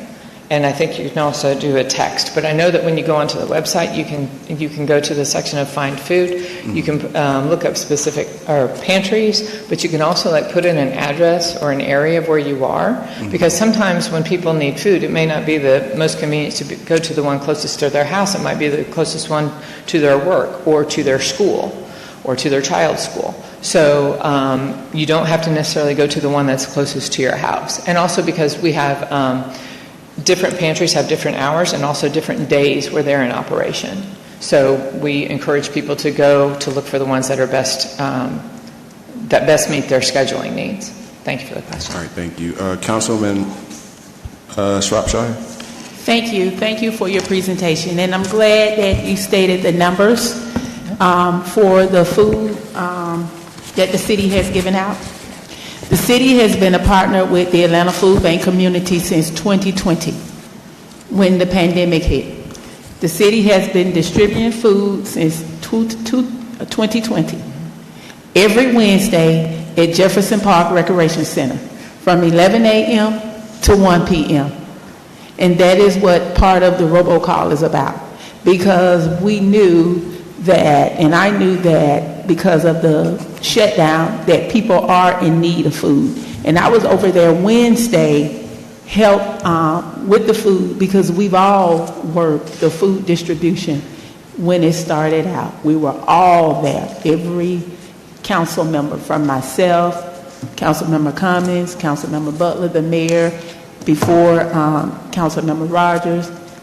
We were all there working the food distribution, and it is still going on since 2020, and the city still has that partnership with the Atlanta Food Bank community, and they deliver food every Wednesday. Vegetables from local farmers is what is delivered, and sometimes when the GNAP program comes, there's also meat, part of that distribution. I know, and there's a new truck that they have that they want to bring to set up so they don't have to unload the boxes. So if anybody wants to help, they can always volunteer on Wednesday at Jefferson Park Recreation Center to help bag the food and distribute the food. And you are correct. When we first started, the line used to be wrapped around Tri-Cities. This Wednesday, the line went up past Tri-Cities because they line up on the street. So I know that there are a greater need in the city. We actually deliver to the seniors who can't come out and get the food. So that's delivered to them as well. But the city already has partnership with the Atlanta Food Bank community. And I was looked and see to pull the numbers, and it has been over thousands and thousands of pounds worth of food every week since 2020. All right, thank you. Next, we have Councilman Atkins. Yes, thank you, Mr. Mayor Pro Tem. Ms. Middleton, thank you so much for that information. And just as Councilmember Shropshire was stating, I was a bit startled by the numbers, the 70% increase over 3 years for distribution, and then just a 15% increase of distribution over the past month, correct? Correct. You answered my question, really. I wanted to know, the food bank has been a great partner, and as those folks who live in our city find themselves dealing with or experiencing food insecurity, how we may be able to help the food bank serve those individuals. And you mentioned that there are several ways that we could do that, either through time or resources or product. Could you email us that information so that we can share that through whatever platforms that we have? And Mr. City Manager, if we get that information, the city keeps a directory of neighborhood associations. To some of the points of my other colleagues, not all citizens are on social media or have access to electronic information, but through the local neighborhood associations, they may be able to help to get that information out about how they can access some of the foods or be of service if they're not experiencing food insecurity. So that would be helpful. That's great. Thank you. Thank you. Councilwoman Ziegler. Yes, thank you for your presentation. Thank you so much for being a part of our community. I also want to extend a thank you to former councilperson Thomas Calloway for starting this in our community with the food giveaways at the JP Rec Center on Wednesdays. Thank you so much for being here in this time of need. We really need something like this. And I remember when y'all came into our community at first, it was a little controversial, but I'm really glad that you're here. Thank you. Yeah, thank you all. Councilwoman Rogers. Yes, and I just wanted to say thank you so much. I'm glad that our city is a part of this collaborative effort. But is there another way that this information, because we know that people are experiencing food insecurities, can go citywide through our utility bill? Just maybe a brief snippet. I know we have a food distribution every Wednesday, but maybe to the broader community, putting it out there again, and these additional mobile deliveries. I know I've been reposting this and sharing it. And here in the metro area, I don't know what areas that you serve in, but other areas that you serve in, but it has been beneficial. It has been. Thank you. Thank you. I don't see any of the lights on. Thank you so much for coming out and your time and your efforts. Thank you. Appreciate it. All right. Next, we have committee reports. Do we have any committee reports tonight? Councilwoman Ziegler. Yes. So for the Budget and Finance Committee meeting, we didn't have a quorum. And so we did not have a meeting for the month of October. But I'm looking forward to this month's meeting so we can catch up on the budget and finance updates. Thank you. Councilwoman Rogers. Yes, and for the Human Resources Committee, everyone on council has received those evaluations that are ready to be looked at. And we need your input so that it can be provided back to Ms. Jessie, correct? No. Everyone should have received it. She resent it out. Yes, so we need the input back from council members so that we can move forward with the evaluation instruments. Thank you. Councilwoman Shropshire? Oh, nothing, no. All right. Next is agenda items. So for item number 4, it is a motion to open the floor for discussion and possible action for item number 4. Second. It's been moved and properly seconded. Any discussion? All those in favor? Aye. All those opposed? Motion passes. Mr. City Manager, I see this is a presentation from Water and Sewer. Number 4. Okay, so I'll make the motion. So item number 4 is council review and approval of a resolution supporting transmittal of a draft capital improvement element to the Atlanta Region Commission for regional and state review as required for consideration of an impact fee program. So moved. Wait, we need a motion, right? Don't we need to approve it? Yeah, we already made the motion. Mr. City Manager, do we have someone to discuss this? Or what? This was the public hearing that you had. Okay. That you just had. So it's just whether or not you're You going can to take action on transmit the document that you should have a copy of it at your seats, whether you're going to transmit it to the ARC so they can start the process of implementing the impact fees. Okay, so we have to, someone make a motion to approve it. Okay. So it's been, we have the motion. Is there a second? I didn't hear the motion. Go ahead. Thank you. The motion is to approve the resolution supporting the transmittal of a draft capital improvement element CIE to the Atlanta Regional Commission for regional and state review as required for the consideration of an impact fee program. Second. It's been moved and properly seconded. Any discussion? All those in favor? Aye. All those opposed? Motion passes. All right. Number 5. This is a motion to open floor for discussion and possible action on Camp Creek TAD termination confirming resolution. So moved.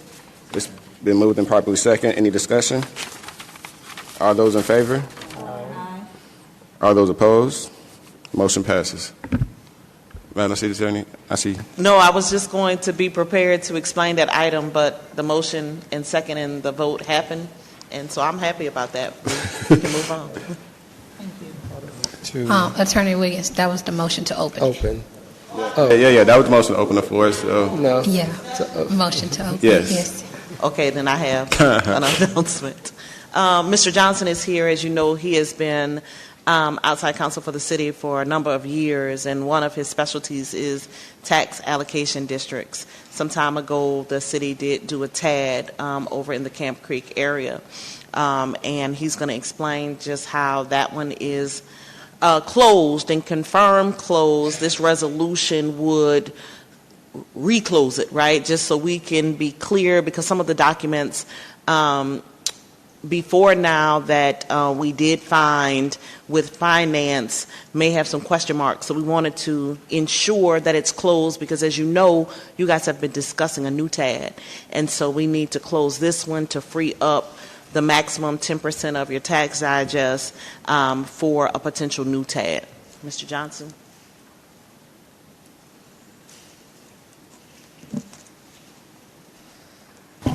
Good evening, Mayor Pro Tem and members of council. This is in the nature of a housekeeping item. The redevelopment powers law basically says that the way you terminate a TAD, you can only do that once all the redevelopment costs are paid or provided for, and then you adopt a resolution. So that on January 3rd of 2023, this council approved a resolution that directed that certain payments be made, and then directed that after all those payments are made, that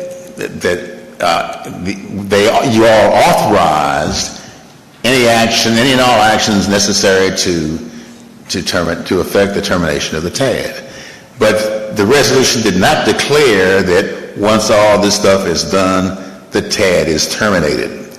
So that's what this resolution does. This resolution confirms the fact that those payments that were contemplated in 2023 have been made. And as of March 3rd of 2023, there was $0 in the special fund or any of those funds for the TAD. All the redevelopment costs have been paid and provided for. And so the resolution declares that as of March 4th, 2023, the Camp Creek TAD is terminated and dissolved. That's all it does. Any questions? All right. Any questions? Oh, sorry. Councilman Freeland? Yeah, thanks, Mr. Johnson. Just a question out of my own personal curiosity. Why the sort of 2.5 year gap? Well, I can tell you what I know. And what I know is that I received, so the resolution in 2023 was drafted by Hunton & Williams. They sent it to the city, and they did not receive any communication since that time. So they didn't know, what was done with that resolution. And so when I found out that, that the resolution had been sent to the city, it took me a while to find out that there had been action on it. I confirmed through finance that the finance provided me with a copy of the minutes that had the resolution attached. But then when we looked at the resolution, we saw, so I think that the folks at Hunton & Williams thought that that was all that was necessary to be done. And folks that looked at the resolution weren't so sure. So now that we are desirous of making sure we have room within that 10% cap to create a new TAD, we wanted to make sure that it's clear that we have that room because the Camp Creek TAD has been terminated. So this is there was some errors in some errors in communication in that 2-year period, and this is cleanup. But no harm, no foul from Correct. those errors. All right. Correct. Thank you. Councilwoman Rogers? Madam City Attorney, what is the ask of council? To approve the resolution, and I believe it's been added to your packet. It's just to approve the resolution that will confirm the termination of the Camp Creek TAD. Thank you. Councilman Atkins? That is what I was going to do, is to make the motion. So, Mr. Mayor Pro Tem, I move to approve a resolution confirming the termination of the Camp Creek TAD. Second. It's been moved and properly seconded. Any discussion? All those in favor? Aye. All those opposed? Motion passes. All right. Next is council discussing and possible action on waiving Rule 26. Councilwoman Shropshire. Thank you. I placed this item on the agenda. This is to waive Rule 26, which is to re-entertain a motion that was previously discussed on and voted on. So I make a motion that we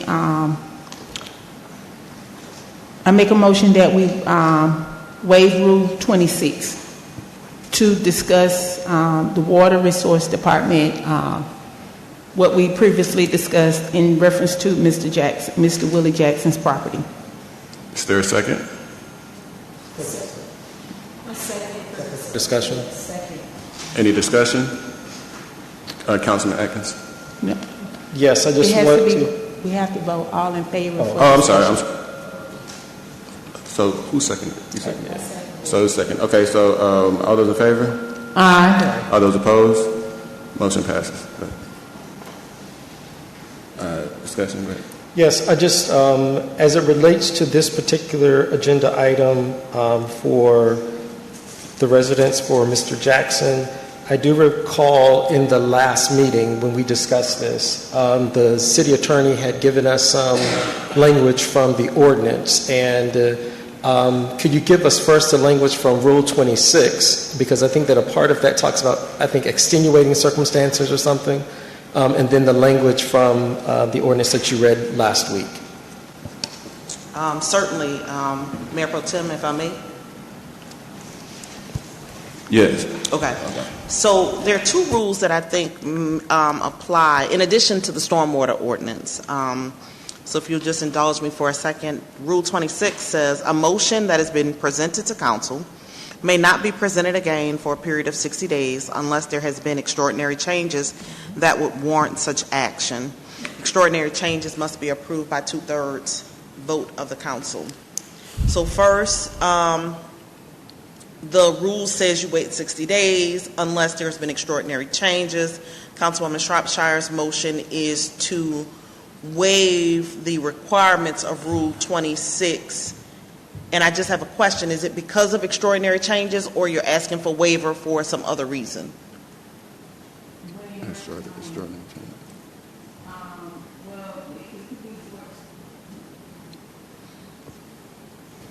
It could be for extraordinary changes because we do have the Water Resource Department information, what was provided to Mr. Jackson.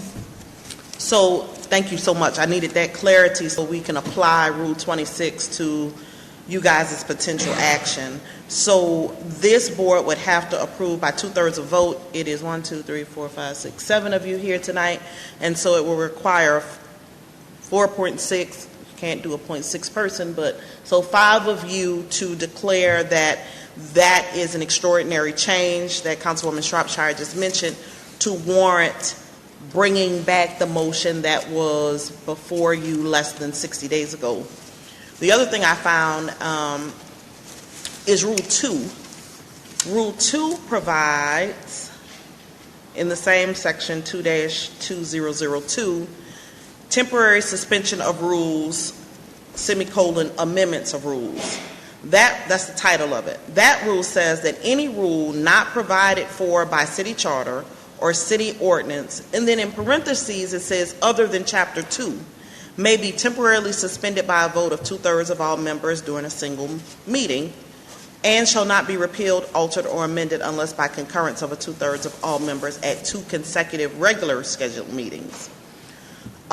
This rule is interesting in that the parentheses provides other than Chapter 2, and Chapter 2 is where you find the rules. So if we break that rule down, it would appear that any rule not provided for by city charter or city ordinance, skip over the parentheses, may be temporarily suspended, right?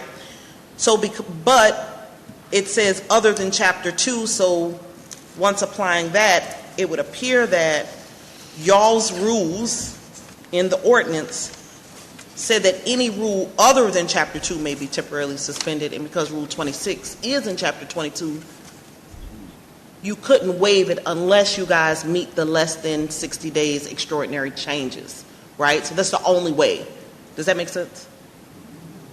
Probably not. I see confusion. So since there were extraordinary changes, we could... Well, you have to vote that they were. We have to vote. We have to come to consensus. You have to do a 2/3 2/3 vote that there were extraordinary changes to re-entertain a motion less than 60 days. It couldn't be for any other reason, is what I'm saying. That Rule 2 says, because Rule 2 says you cannot suspend anything in Chapter 2. So the first, I guess, course of action would to vote on if it's an extraordinary change or not. You got it. Okay. Someone want to put that motion forward?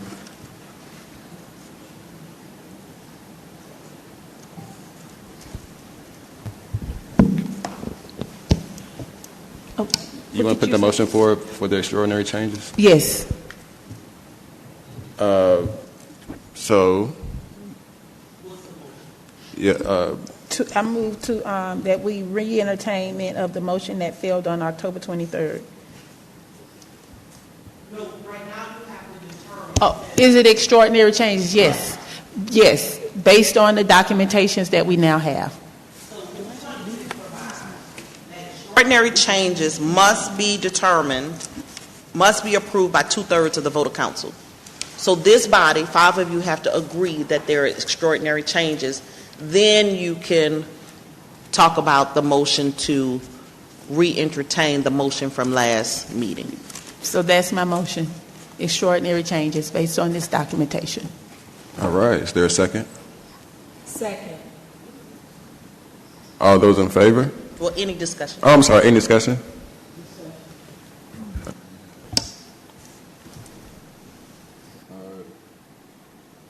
Councilman Atkins? Yes, thank you. I know that there's a few pages stapled together. There was a part of our packet. I've not been able to go through it, so I don't know what's in it, what it entails, so I don't know what the extraordinary change is.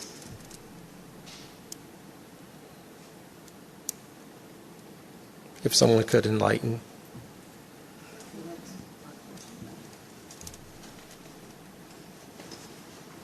That's why we need to vote on it too, so we can go through the information that has been provided.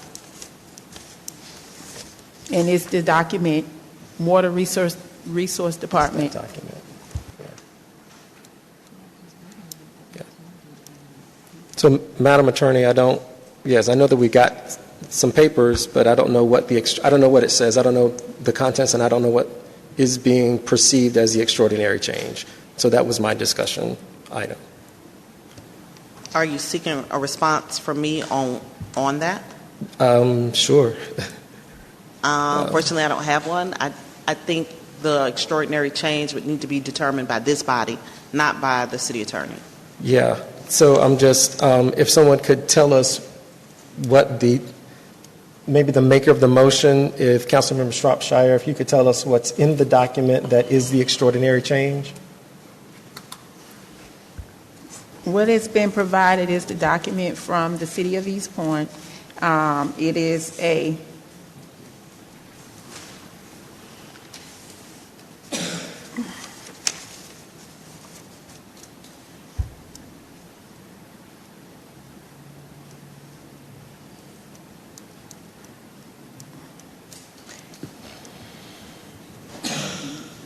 It is a document that was provided by the City of East Point because Mr. Jackson was denied due process in trying to get the sinkhole filled on his property because the city did not have in place the required administrative appeal board for a hearing.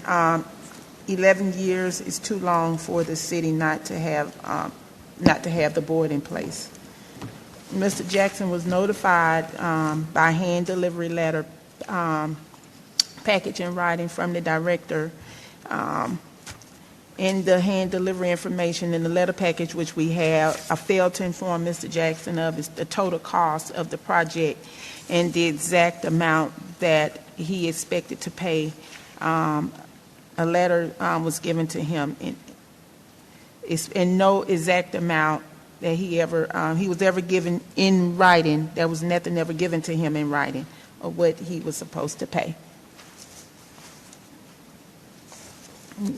And that's what this document provides.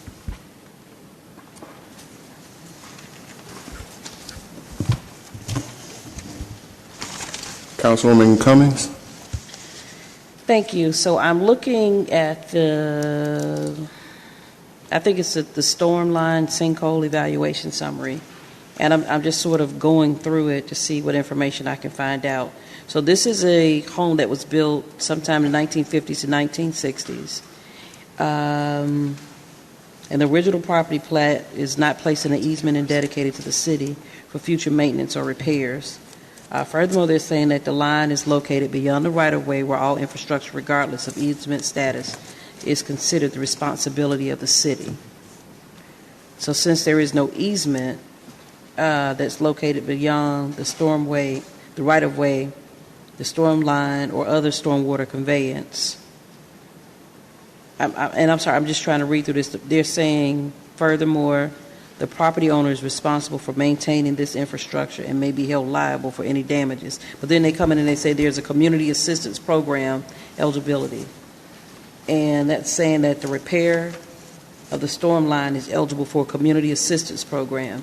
So my question first to the city manager and the city attorney. this community assistance program, is this an active program that the city we have?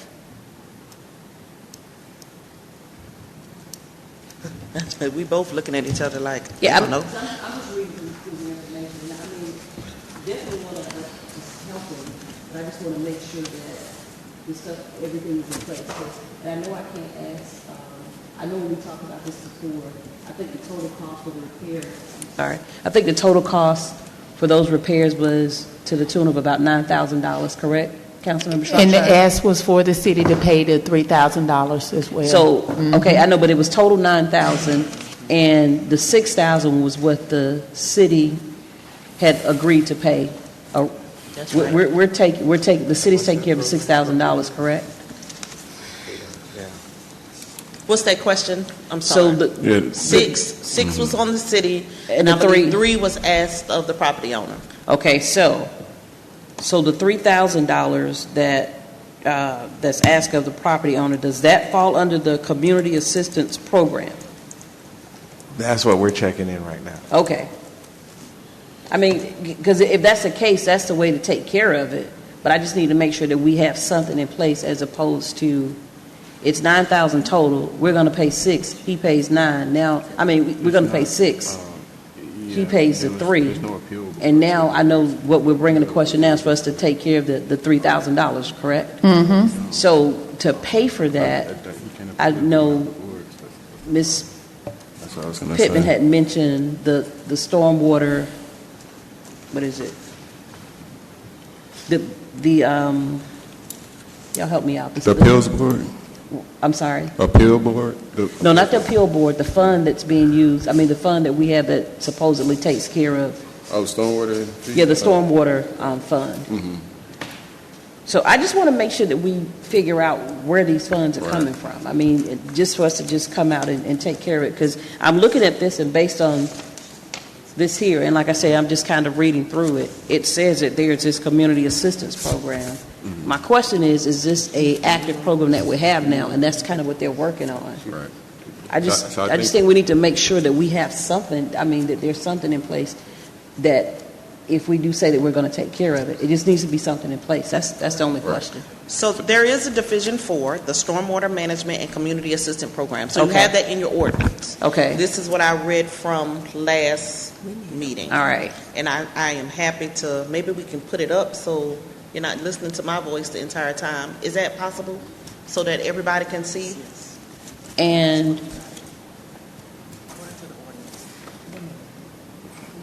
Yeah, I think the issue is now that it was mentioned earlier that he was denied due process. To say if the city assessed him $3,000, he had no way to appeal that decision because we don't have an appeals board. because there's no appeals board in place. Right. So it's a whole, So I think we need to get appeals board in place. there's a lot to do to But get since- the but remedy since we this don't have it situation. in place. Okay.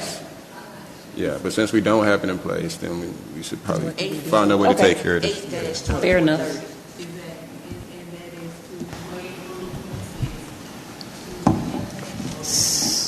And I have one question for Director Ms. Melissa, because I always tell your name up outside.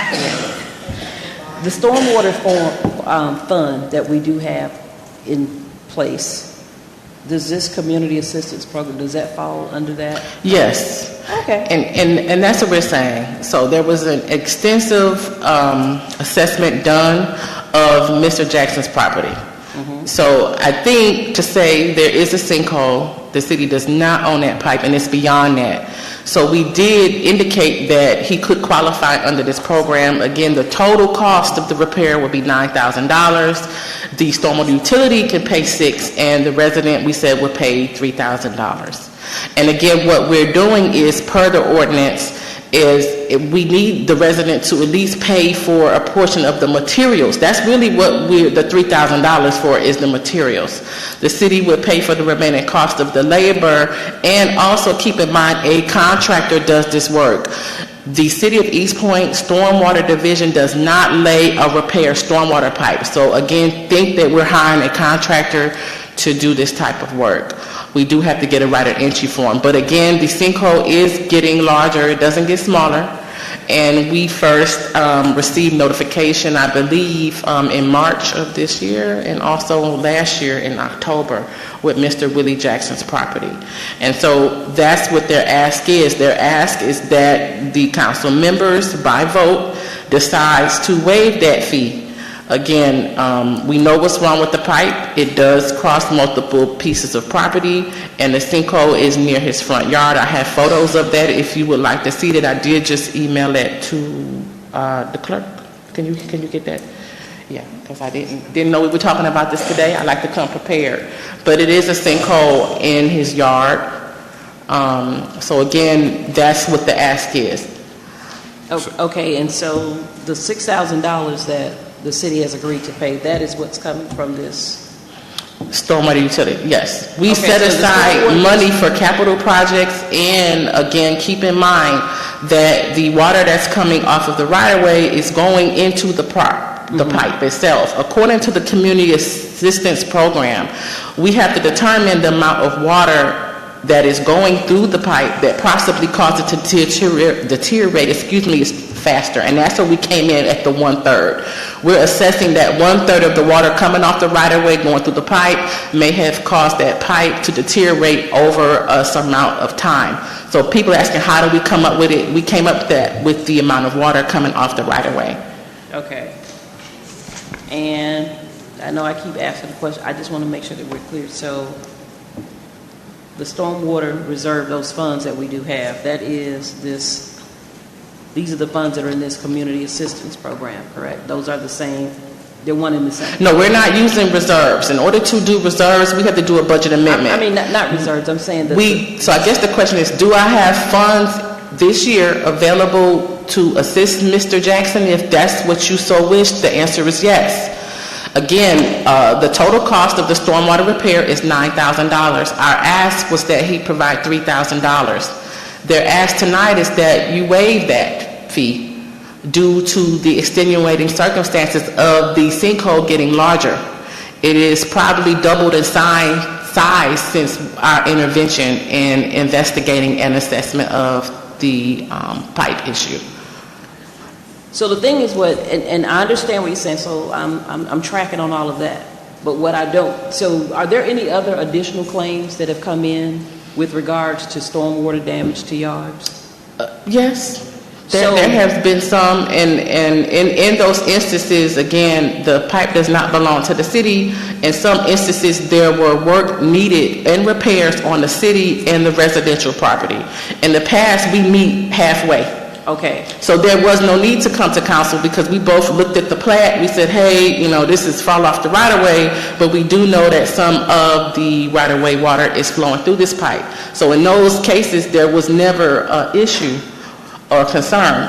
I do think probably after this, you may have some. We try to work with residents as best as we can within reason and the science to back that information and data. And so again, I do want to say that pipe is not owned by the city. However, the water from the right-of-way feeds into the pipe that crosses Mr. Jackson's property. And again, it has worsened in size. Mm-hmm. I would imagine the longer we wait, that probably that estimate may increase the longer you wait, especially with the amount of rain that we received recently.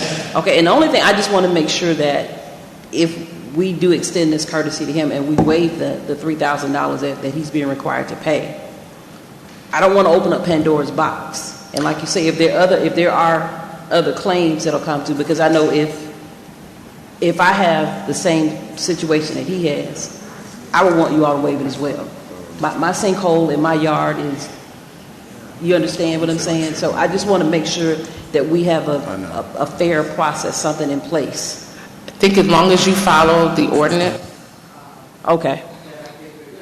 Okay. Mm-hmm. My question would be, so if he wanted to appeal that decision, how would he go about that? I know that's the point. I apologize. That's what they're presenting. That's the appeal process to come to you all to make a decision. That's what it is. They're asking that at any point in time, the city manager and the council can overturn employee's decision. And so that's it. We've done an assessment, and this is what I asked according to the ordinance. But you can do something otherwise, as long as you follow that fair process in the ordinance. That's all you have to do. I mean, you will probably have additional people that may not agree with us in the future, but I'm able to provide that assessment, and, you know, it is what it is. If we're required to handle this, be honest, you probably will have additional claims coming to you moving forward. All right, thank you, Councilman Freeland. Thanks.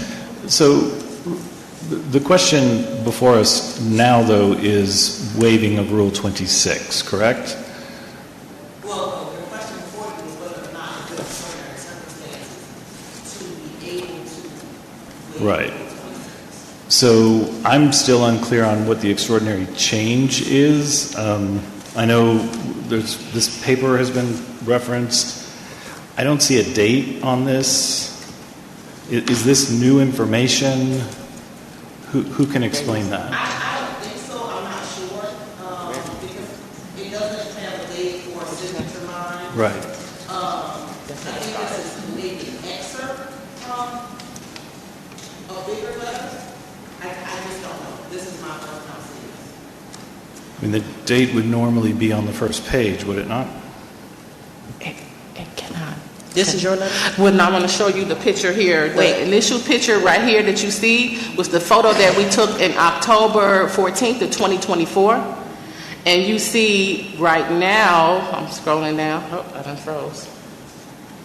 Now, that's the size of the hole in March of 2025. So if you see here, it has enlarged probably 4 times the diameter of when Mr. Jackson originally came to the Stormwater Department with some assessment to do an assessment of his property. So I would think that if you see here, that it is quite large from where it originated in October of 2024. That's October of 2024. And now you can go to March. There you go right there. That's not what he said.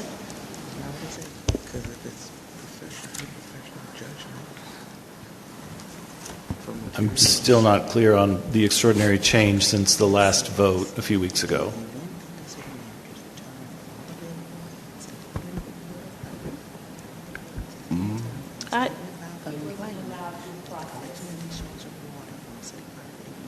Since the last vote?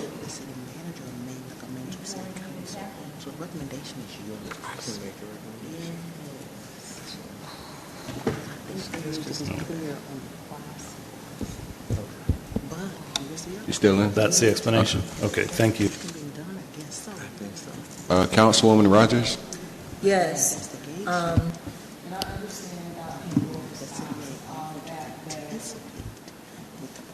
the mic off. Okay, so I understand, but I understand about opening Pandora's box and whatnot, but I was actually on council when we passed the stormwater ordinance, and it was really set up to help residents if they came across issues like this. But what I wanted to say was, Mr. City Manager, how much money do we have in this, or I'm sorry, Director Echevarria, did I say it right?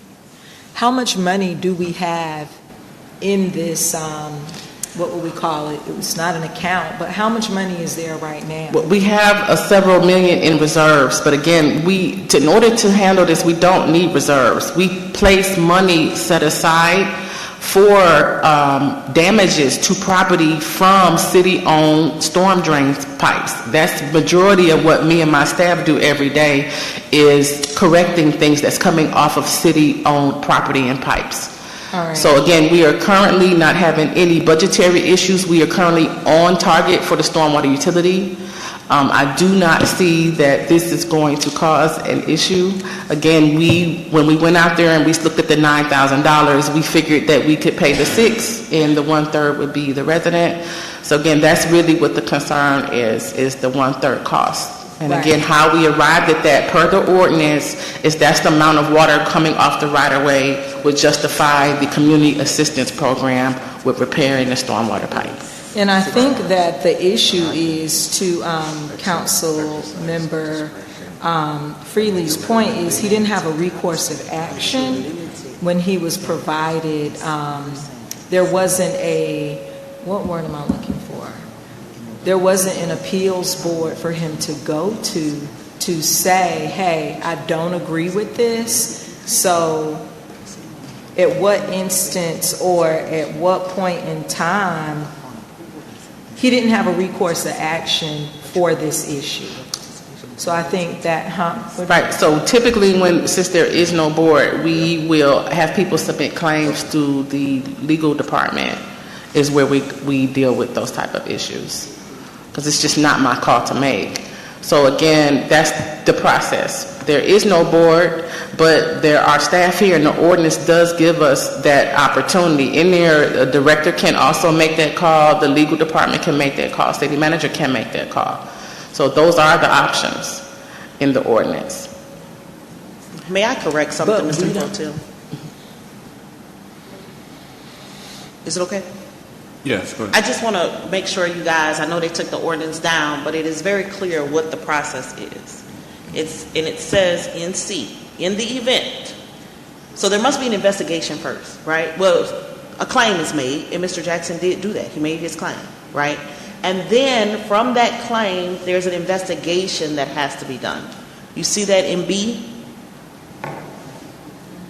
Right? So A is the claim responsibility. He's done that. B, it says upon receiving his claim, the director, who is Ms. Echeverria, the Department of Public Works, in coordination with the city attorney, shall cause an investigation to be done. An investigation has been done. Obviously, you saw the pictures, right? They checked it out. And that investigation has determined that the city water runoff is coming through Mr. Jackson's pipe. That's on his property. It's not the city's, right? And the determination by the director is that you see where it says the director, Department of Public Works, in coordination with the city attorney, shall then determine in their best professional judgment the percentage of damage.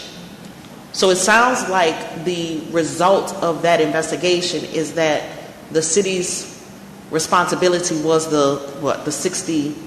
The 6,000. Right, the 6,000, right? And so if the director, Department of Public Works, determines that the city may be contributing to the claimant's damage, he shall then estimate the cost of material and expenses required to correct the claimant's drainage problem. And then the findings then go to the city manager. And then look at the next section. The city manager has the discretion, or the authority rather, to, after he determines all the available facts, right, from the director, Department of Public Works, city attorney, and Mr. Jackson's statement, the next step is that the city manager recommends to you guys for consideration that the city offers to participate in the repairs, right? The next sentence, the city's participation shall be at least equal to the percentage of the cost of materials, contractual expenditures, and labor required for which the collection and discharge of the city water may be responsible. So the recommendation comes from the city manager in how much that the city should participate in Mr. Jackson or whoever's, right, whoever's submitted this claim, how much the city should participate in the repair. That's the process.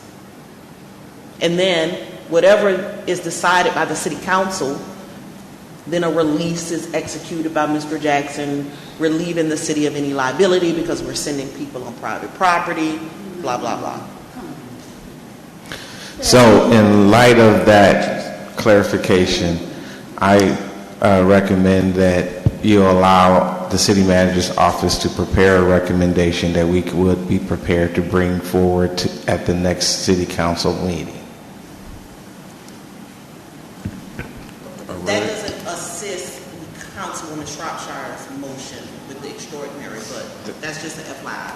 Yes. So would the motion be relevant?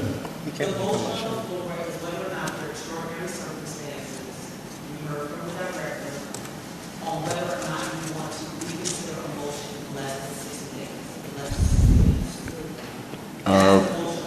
days. So how does that mix with the city manager's recommendation? Is that still relevant, the motion? I mean, if he said it's coming down to him making a recommendation. Well, that would mean that either either you, because we haven't been even 30 days, right? So unless if his recommendation is coming before 60 days, you still are going to have to do this. Okay. That Councilwoman Shropshire brought up, right? Gotcha. But if his recommendation is coming post 60 days, you don't have to do this. Okay. So Okay. you may be back in this circumstance regardless. Right. Okay. Councilman Atkin. Clarification, Madam Attorney, based on what you just mentioned, it sounds like you went through the ordinance and you checked off all of the parts that of the components or actions that have been done, but we've not gotten the formal recommendation from the city manager, correct? Right. Which would be the last part. So then would we have to go back and figure out what the extraordinary change would be? Because that is different, because in that, what I heard Director Echeverria state is that we just need to follow the fair ordinance. That's what I think I heard her say. At the last meeting, I think I heard you say, when I think a question was asked, what is your professional recommendation? You said follow your ordinance. So I've heard the director say follow the ordinance. I heard the city attorney say follow the ordinance. And it sounds like Mr. Jackson has done everything, and we've just not received the recommendation, a formal recommendation from the city manager, which I think would be different from waiving a rule, because we've not even gone through what the law says. We've not even completed all of those components of this section. So yes, and it does say the city manager may, and it sounds like he's expressed a desire to provide you that recommendation, right, which is great. And I guess if we would have rewound, the vote last meeting wouldn't have happened because you wouldn't have had the recommendation at that time. Does that make sense? Like, you didn't have it then when you made the motion to deny the 3,000. And so getting his recommendation, since it's not compulsory, it's a may assist you guys in doing exactly what the ask is, which is to provide 100% participation for the city for the repair. Okay. In terms of the language in Rule 25, it talks about Rule 26, I'm sorry, thank you, I stand corrected. It mentions extraordinary change. Yes. The conversations that I'm hearing today, they don't sound new in terms of what is being recommended and all of those things, so I still don't know what the extraordinary change is. And I would like for Mr. Jackson to be made whole, and it sounds like, based on what Director Echeverria is stating, is that this does continue to grow. I think he should be made whole, but I also think we have an ordinance that we're not following.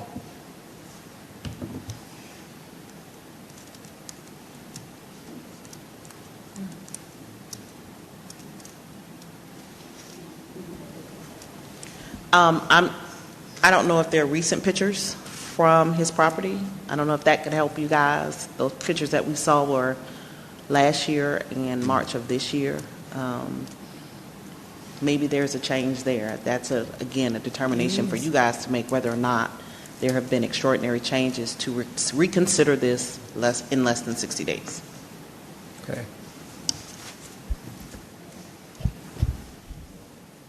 Councilwoman Shropshire. And I think the extraordinary change is the fact that it's getting bigger. But is it any way that we can let former Mayor Pittman speak, who can best explain everything what's going on? Anybody disagree with that? Sure, that's fine. Okay.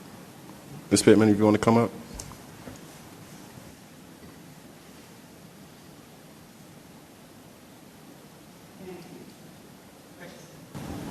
Thank you. First of all, the waiver that she asked for. The council can waive any policy or action over anything in the city except personnel and firing. Can't change that. So when the waiver was asked to waive Rule 26, that is because Rule 26 says you need to come up with extraordinary changes based on what was given at the first motion that was made.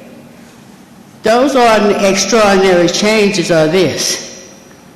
The city, since January, when they were giving Mr. Jackson a notice, has not followed the ordinance.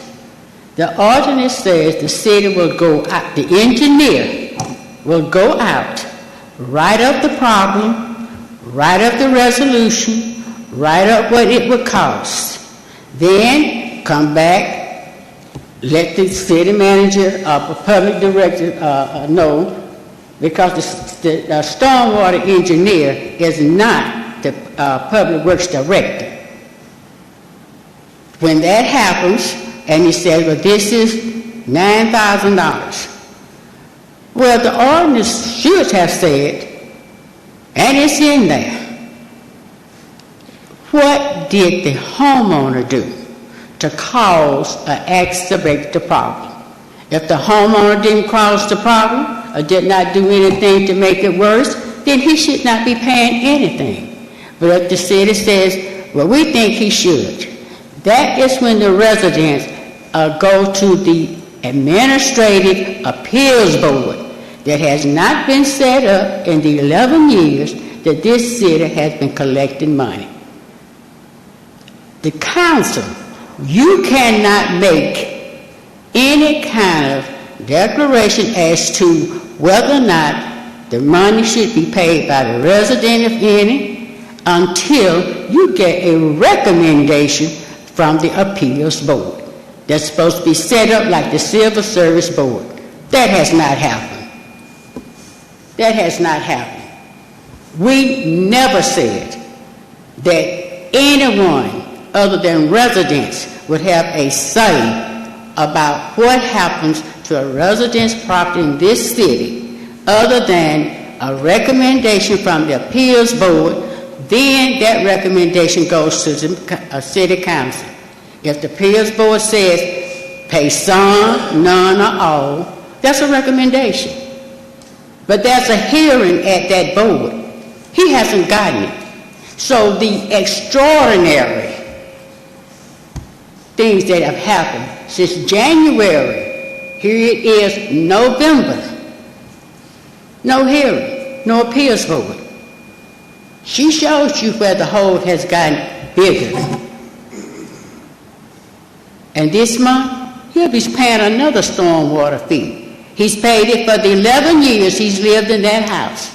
And now you're telling him on your property, your problem. Well, why is he paying a stormwater fee? And when we talk about this waiver, let's be clear. The council can waive anything without going back to that section 2. If the council said we waive because it is the fault of a council, if the fault lies with the council can waive whatever it is they want to waive. That power is invested in them, not in the city manager. The city manager has nothing to do with this except write off on whatever the engineer says concerning granting immunity and entry or right of way to that property. That is it. That is it.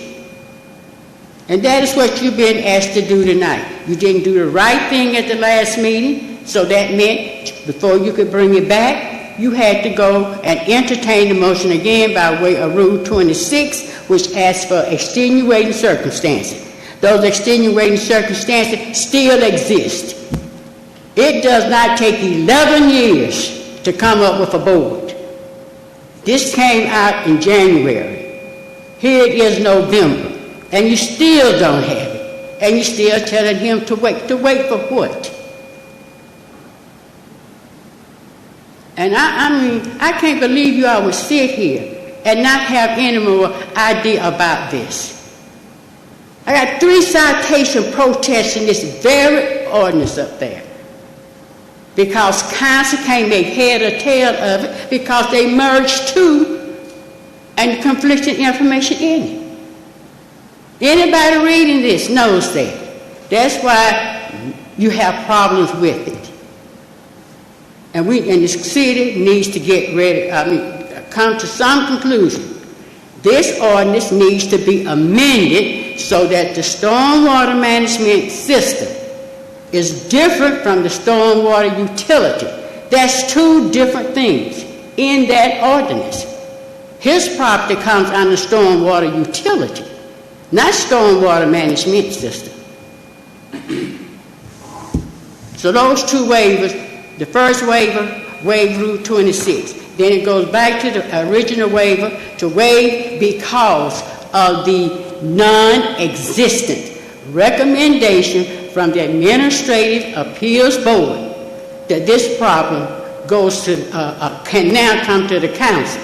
The council cannot vote on something that has not come to them. They can only waive it and accept the responsibility of not following the policy.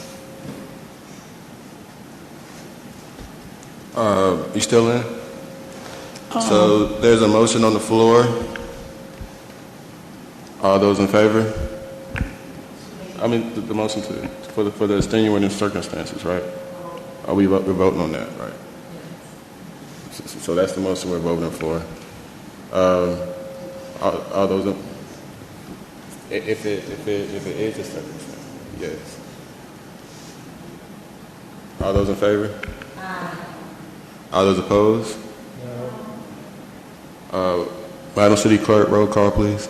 Councilmember Shropshire? Councilmember Freely? Councilmember Atkins? No. Councilmember Ziegler? No. Councilmember Cummings? No.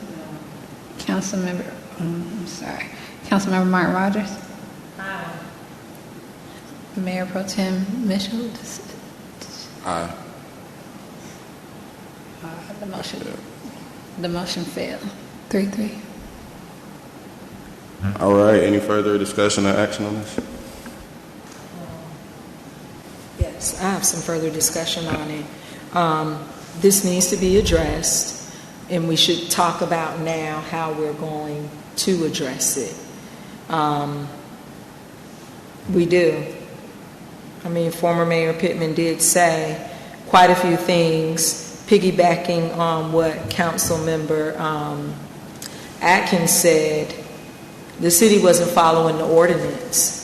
That puts some responsibility back on us to do something, whether it be here tonight, whether it be at the work session.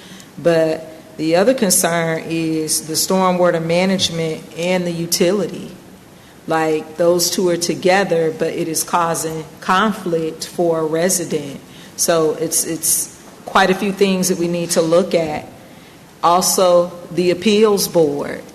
So there are a couple of things that we need to look at in this moment. I don't know if we want to look at it at the next work session, but then if we wait that long, the sinkhole gets bigger. So I'm just interested to have some dialogue around what are our next steps as a council to resolve this issue, and not only for him, but for other people that might be experiencing this that have paid into the stormwater utility.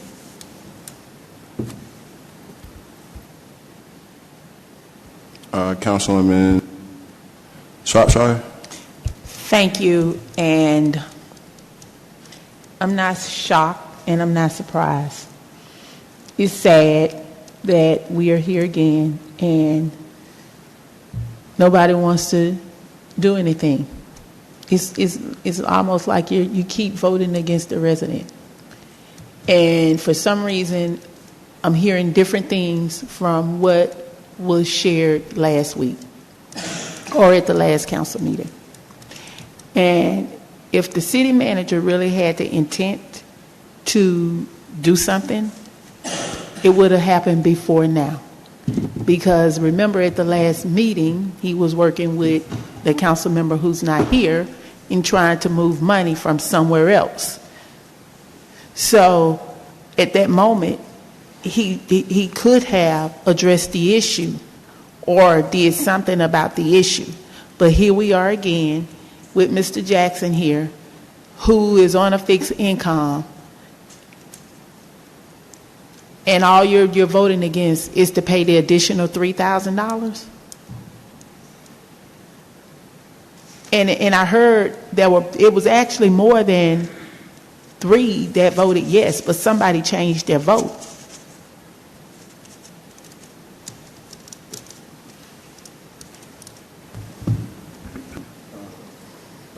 I'll yield. Councilman Atkins? Yes, thank you. I would just like to say that in this instance, my vote is not against Mr. Jackson. My vote is for the ordinance. And so to waive Rule 26, it still does not get to the point of the additional $3,000 that Mr. Jackson is asking the city to pay. I believe that the city manager has stated that he has a recommendation. According to the ordinance and what our attorney read, all of the sections have been addressed, but for the formal recommendation from the city attorney. And so I am very happy to revisit Rule 26 if that recommendation travels with the request to waive that, but we still don't have that formal recommendation from the city attorney to know, city manager, I'm sorry, thank you, Senator, from the city manager, the formal recommendation from the city manager in regards to this particular property. So waiving Rule 26 still does not get us to the recommendation from the city manager. It just waives the rule. The other piece to that is, and Madam City Attorney, please correct me if I'm wrong, the extraordinary change seems to be a change since we last voted, not a change since January.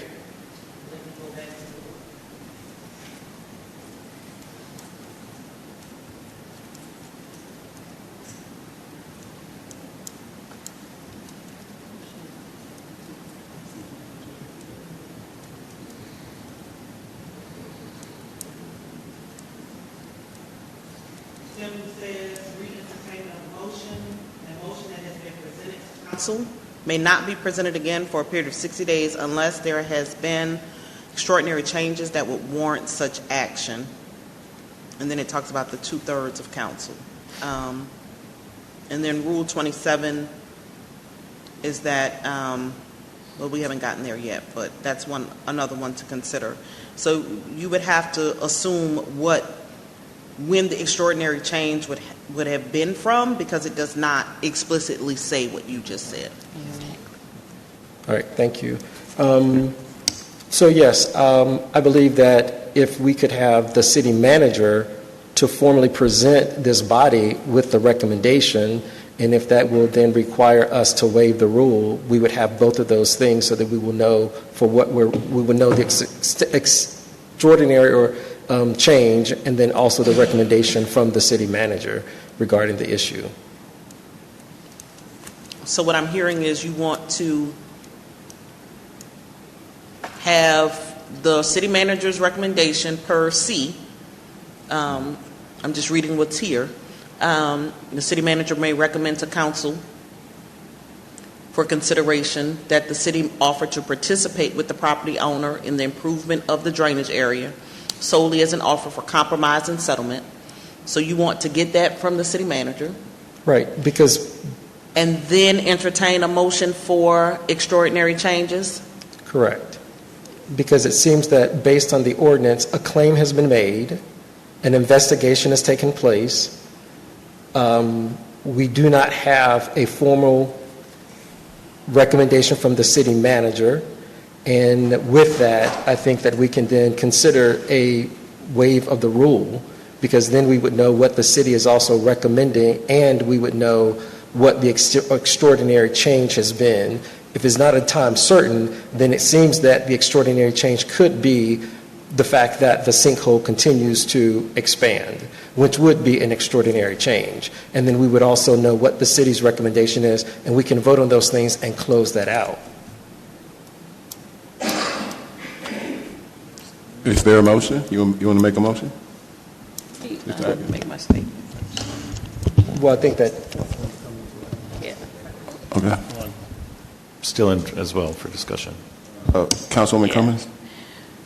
So to kind of definitely echo my colleagues' sentiments, I'm not against Mr. Jackson and what it is. I know we want to have a solution to the situation here, but I am big on, like I said, I don't want to open up Pandora's box, because what we do for one, we must do for the other. And if that's what, and I just want to make sure that we have a proper process in place. I know we talk about an extenuating change in this. I think it's the situation that's extenuating here for the simple fact, number one, I do know that the longer we wait, the larger the hole, the sinkhole gets. I do understand that. And then number two, as far as like what the process and the procedure should be, there should be an appeals process because there's no appeals board in place. So we have to continue to follow what our ordinance says. And I don't think that we fulfilled everything, that we've gone through everything that's on here. And I think what I'd like to do is, just as Councilmember Ackert said, we need I would like to have a recommendation from the city manager with regards to what it is that we should do. And then we come back. Because everybody, we go big, we go all day and we talk about how we don't follow the ordinance. There's an ordinance that's here in black and white, but now it's not convenient to do it. And I don't have a problem, and I think, we should, I understand, the situation because you are on a fixed income and ask you to come up with $3,000. If you don't have it, you don't have it. I understand that. But we need to make sure that our process, that we follow the processes here. And like I say, there are two extenuating situations. Number one, it could rain for the next 3-4 days, and that hole will get larger. So we need to, understand and recognize that. And also, like I said, there's no process in place to even do this appeal. But this ordinance does say that we do need a recommendation from the city manager. So allow him to do that. And can we bring this back next week at work session and discuss it? Or I was going to say, I was actually going to put that on the work session. I've already written the ordinance for the appeal board, but I think since it's not in place, I think we should put that in place immediately so we won't open Pandora's box. Right. You see what I mean? Okay. But since it's not there, I think that it wouldn't necessarily be fair to the resident because we don't have those processes in place. So, I'll put it on the agenda, but once again, to keep that box from Pandora's box from open, we need to go ahead and make the necessary adjustments to this ordinance so we won't go through this again. With that being said, You got people down there. Councilman Freely. Thank you. And I'm also not voting against Mr. Jackson by any means. The motion was that there was an extraordinary change that would allow us to waive Rule 26. I did not hear an extraordinary change. I still have not heard an extraordinary change. I will agree with Councilwoman Shropshire. Last time when we voted on this, I had the impression that there was a process plan in place short of her motion to address Mr. Jackson's issue, that the city manager had said, yes, there's funds, because I specifically asked, is this about budget? Is this about process? What is the issue? And it was process, not budget. So it was my understanding that there was a solution short of this special motion to address Mr. Jackson's issue. So if that is still an option somehow, that's what I think we all want to get to. But I did not hear an extraordinary change that made any sense to me to vote. So that's where I am. Councilwoman Shropshire. Thank you. And I think the extraordinary change is for the fact that there was no appeals board to allow due process, and that the fact that the sinkhole is continuing to grow every day that it rains. Every day. And that is because, as the city attorney stated, it says extraordinary change. So it could be the sinkhole is growing, the process not in place.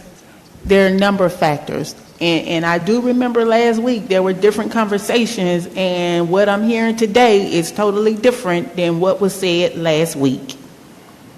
So now here we are again, would not allow due process to extraordinary change. We're at the same place where we are last week. Councilwoman Rogers? All right, so based upon what I'm hearing, we're waiting on a recommendation to come back from the city manager. And then looking at subsection E right here, we're supposed to appoint some people to an advisory group. And then there are two different pieces of information, the stormwater management ordinance and the utility ordinance. And Mayor Pro Tem is going to share that information with us. What is it do we need to do? Do we need to put this on our work session agenda? What do we need to do? Like, how do we move forward? What is the consensus? People are I don't know what else right Do you want to make a motion?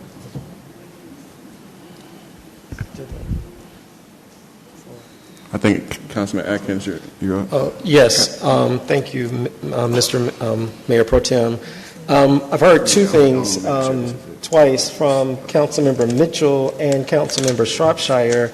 A part of the extraordinary change is the fact that there's not an appeals board for Mr. Jackson to go before. I'm not understanding how that could be a change because there was never an appeals board. And so a change would be if there was an appeals board and then there wasn't one. But based on what I'm hearing, we've never had it. It was never established. So I'm not sure how we could use that as an extraordinary change because it never existed. Is that a question?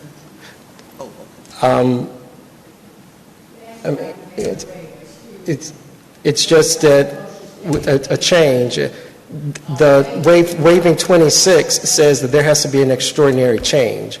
And so there was never an appeals board, and I agree with Councilmember Mitchell, we should definitely establish an appeals board so that we have that in place.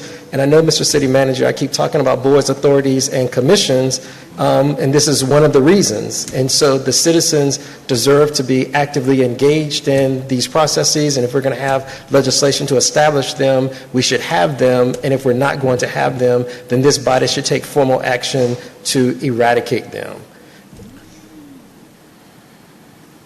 Mr. Pro Tem, may I just jump in and say something that I was just talking to Melissa about? We don't see in the ordinance an appeals board. It's an advisory board. So that's what it says on the screen. All I could do is go by the ordinance that I have available. And so I keep hearing the word appeals board, but that's not what it says. Right. Now, there is a section, can you go to the section that says appeals? There is a section that talks about appeals, but it's not an appeal from a decision about repairs. It's an appeal from your charges. Right. Can you go to that? Okay. So it's about the fee, not the decision. Yes, and maybe your property has been assessed to the incorrect value of the Got you.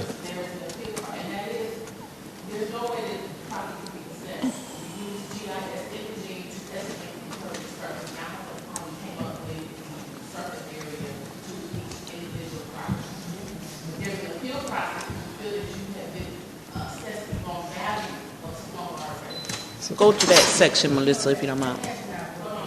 Hold on. We're gonna show So you said it was, what type of board was it? It's an advisory board in the. So I think I do remember that. But here's appeals. Okay. Can you speak into the mic, please? It's not on. Sorry.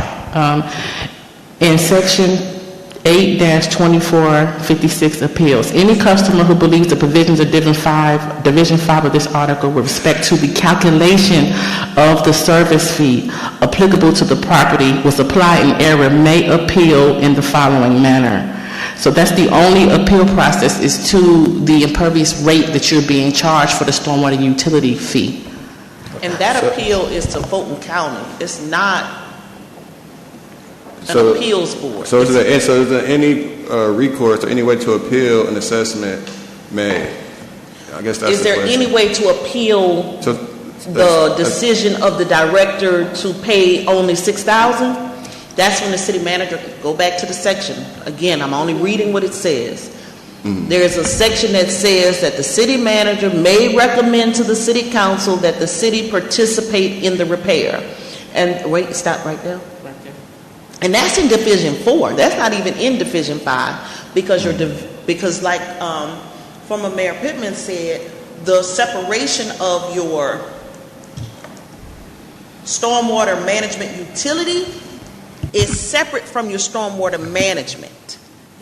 So you have a Division 4 that says stormwater management and community assistance programs. That's what you see on the screen. Division 5 is the utility. That's the calculation of the fee, blah, blah, blah. That's where appeals come from. So you have two different divisions that address two distinct issues, as Ms. Pittman said, right? In the management portion of your ordinance is the process that Mr. Jackson is going through to get the city's participation in his repair. Because it is true, the runoff from the city streets is going through his pipe, contributing to the whole. Right? How much of his damage is the city's problem? That's the investigation that Ms. Echeverria did. That's how she came up with that number. The only question, if y'all would have reconsidered this, is whether or not the city should pay more. And it is the council's decision. The city manager only makes a recommendation. So at the end of the day, we make the decision how much will be paid. How much the city's participation shall be, please read C. It is clear. Y'all have some ordinances that are not that clear. This one is. Okay. And what is the purpose of this advisory board? That's why I didn't understand. It's only one sentence in your ordinance, and again, it's left to assumptions on what they do. I don't know what it is supposed to do. It just says that you have an advisory board. And where did we find that? 8- I think it was E.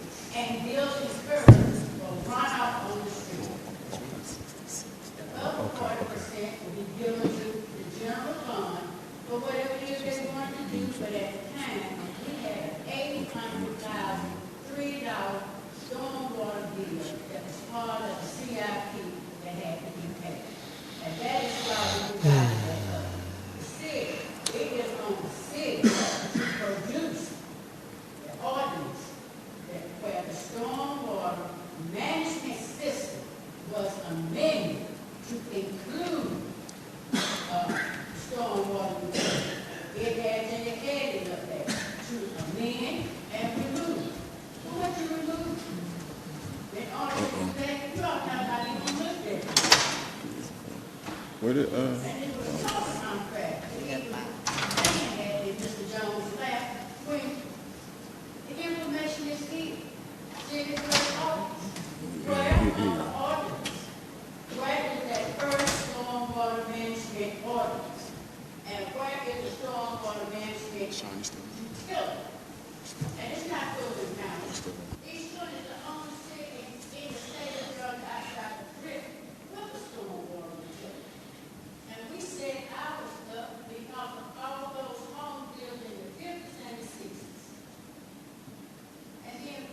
When I saw this in 2019, I started protesting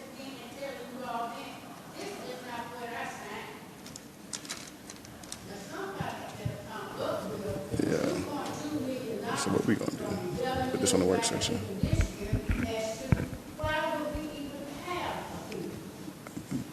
Right. Thank you, Ms. Pittman. So, do we have, you guys want to just put this on the work session? Anybody disagree? So even with the, I know we're reading through an order through the city manager. So when can we get that recommendation? How soon?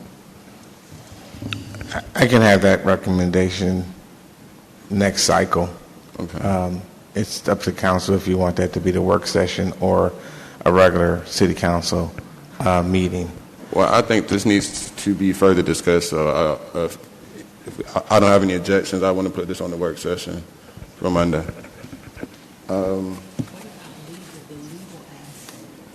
So next we have any executive session items to next? But I want to know for Monday, the legal aspect, because I'm hearing the stormwater management and then the stormwater utility. They're two different documents. Okay, can you do a review of that for us, or to make sure that they are aligned? Are they aligned?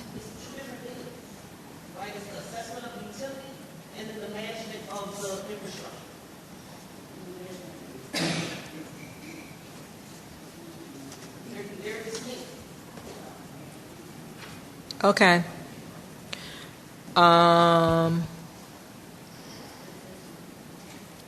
So the only thing we're waiting on is the city manager's recommendation. And then we as a council should also look at the people we want to appoint to this board. Am I correct? Yeah. Okay, thank you. And even with the advisory board, can we work on what the role and responsibilities are? Can we, since they don't seem to have any?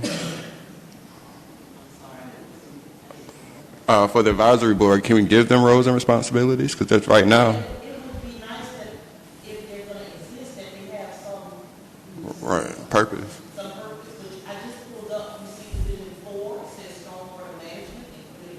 Okay. Division 5 is the stormwater management utility. Okay. There are two different sections. And then if you go up to Division 3, talks about the stormwater management system, the operation and the maintenance. So you've got 5 divisions under stormwater in your code. And where Mr. Jackson's plan is coming from,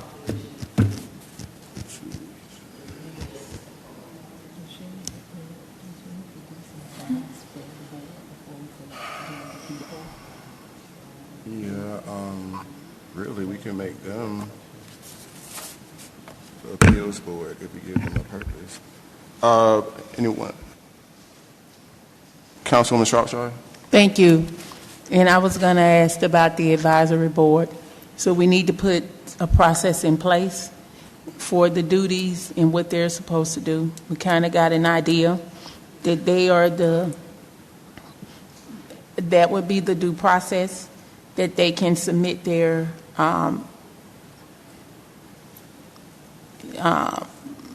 if they had questions as to why they were denied, they can submit their information there, and they would come back with the recommendation. But I still say Mr. Jackson should not have to wait this long, because the sinkhole is growing every day. And unless it's going to be on the agenda for a work session with possible action on Monday. Did I hear somebody say no?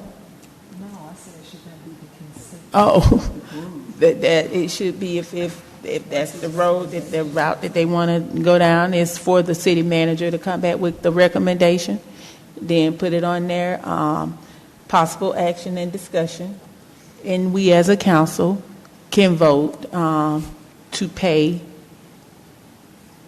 whatever fee, the full fee.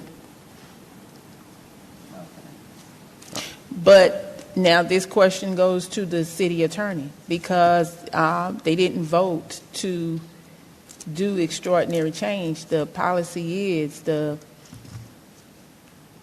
rule is at 60 days. So can it go on work session?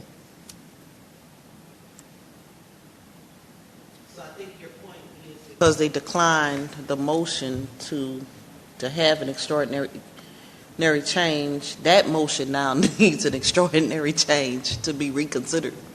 Does that make sense? Because you got two motions now that have occurred, So and both are potentially being reconsidered. So basically, the motion should have been extraordinary. We could have voted on the extraordinary change to allow the city manager to bring the recommendation.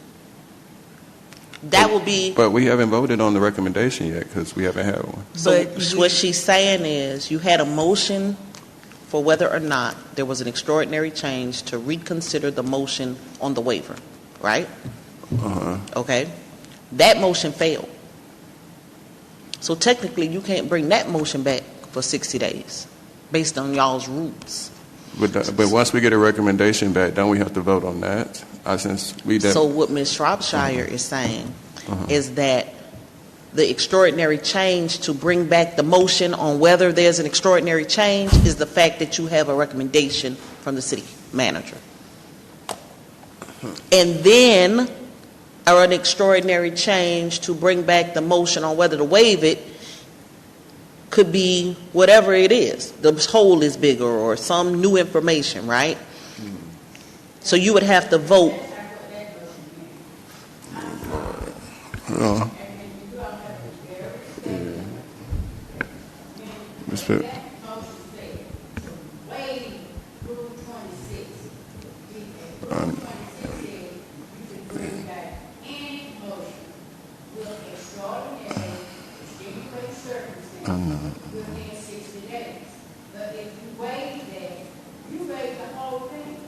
Okay, so, okay.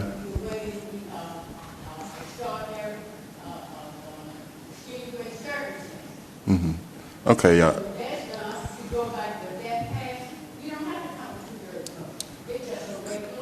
So I think this is just, it's on work session, so we could just take it up then. Anybody else? Wait, Were you done? I'm sorry. Wait, before we move, and I know this probably is a long shot, but before a council meeting ends, we can make a motion to re-entertain a decision.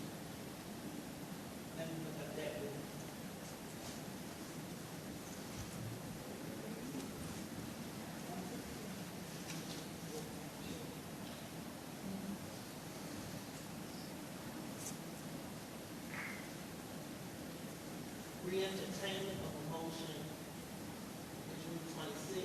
Reconsideration is Rule 27. Rule 27 requires, y'all know what Rule 26 is. Rule 27 says only a council member that voted on the prevailing side may reconsider. A vote may be reconsidered at any time during the same meeting. So you can do reconsideration of the motion that failed, but someone on the prevailing side has to be the one to bring up the motion.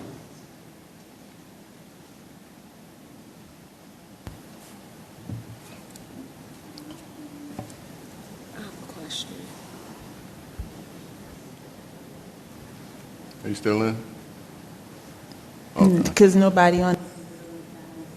Yeah, I don't see that happening. Okay, I have a question.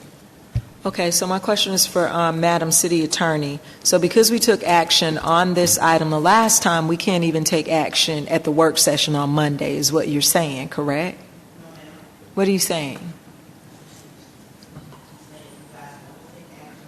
I can't hear you. Take action on the work session, which is next Monday. You have to make you're back to where you started tonight with Councilwoman Shropshire. That if you want to waive, she started off, and I'm sorry to call you she, Councilwoman Shropshire started off with waiving Rule 26, right? But there's Rule 2. Don't forget about Rule 2. Rule 2 says you can't waive anything in Chapter 2. So the only way to get to where she was trying to go was to establish an extraordinary change. And because... And y'all didn't agree that there was one. Well, not a majority of you guys agreed that there was one. It requires 2/3, right? So that motion failed.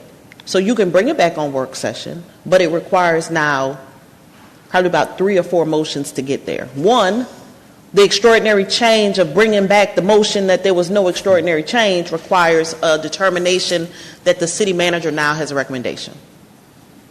Okay? You get past that, 2/3 vote. Then you go to, we want to bring back the motion to waive the $3,000, the extraordinary change there. Again, could be a myriad of things. The hole is bigger, new information, the recommendation. You get past that by 2/3 vote. Now you are rightfully, per your rules, right, able to reconsider the motion to waive the $3,000 based on whatever the recommendation of the city manager.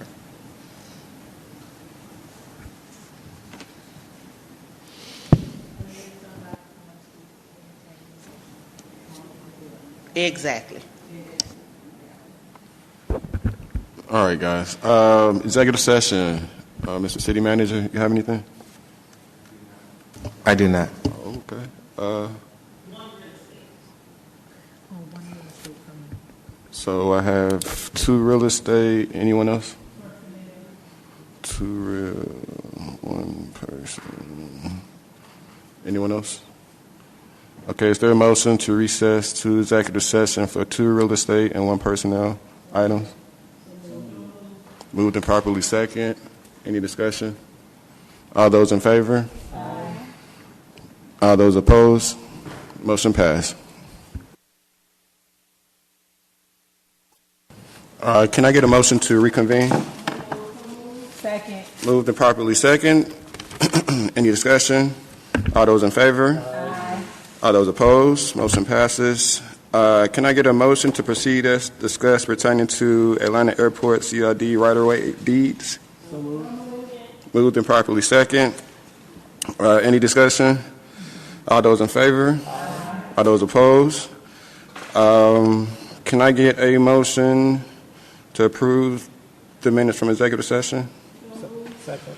It's been moved and properly seconded. Any discussion? All those in favor? Aye. All those opposed? And can I get a motion to adjourn? So moved. Second. Moved and properly seconded. Any discussion? All those in favor? Aye. All those opposed? All right. Meeting adjourned. Thank you.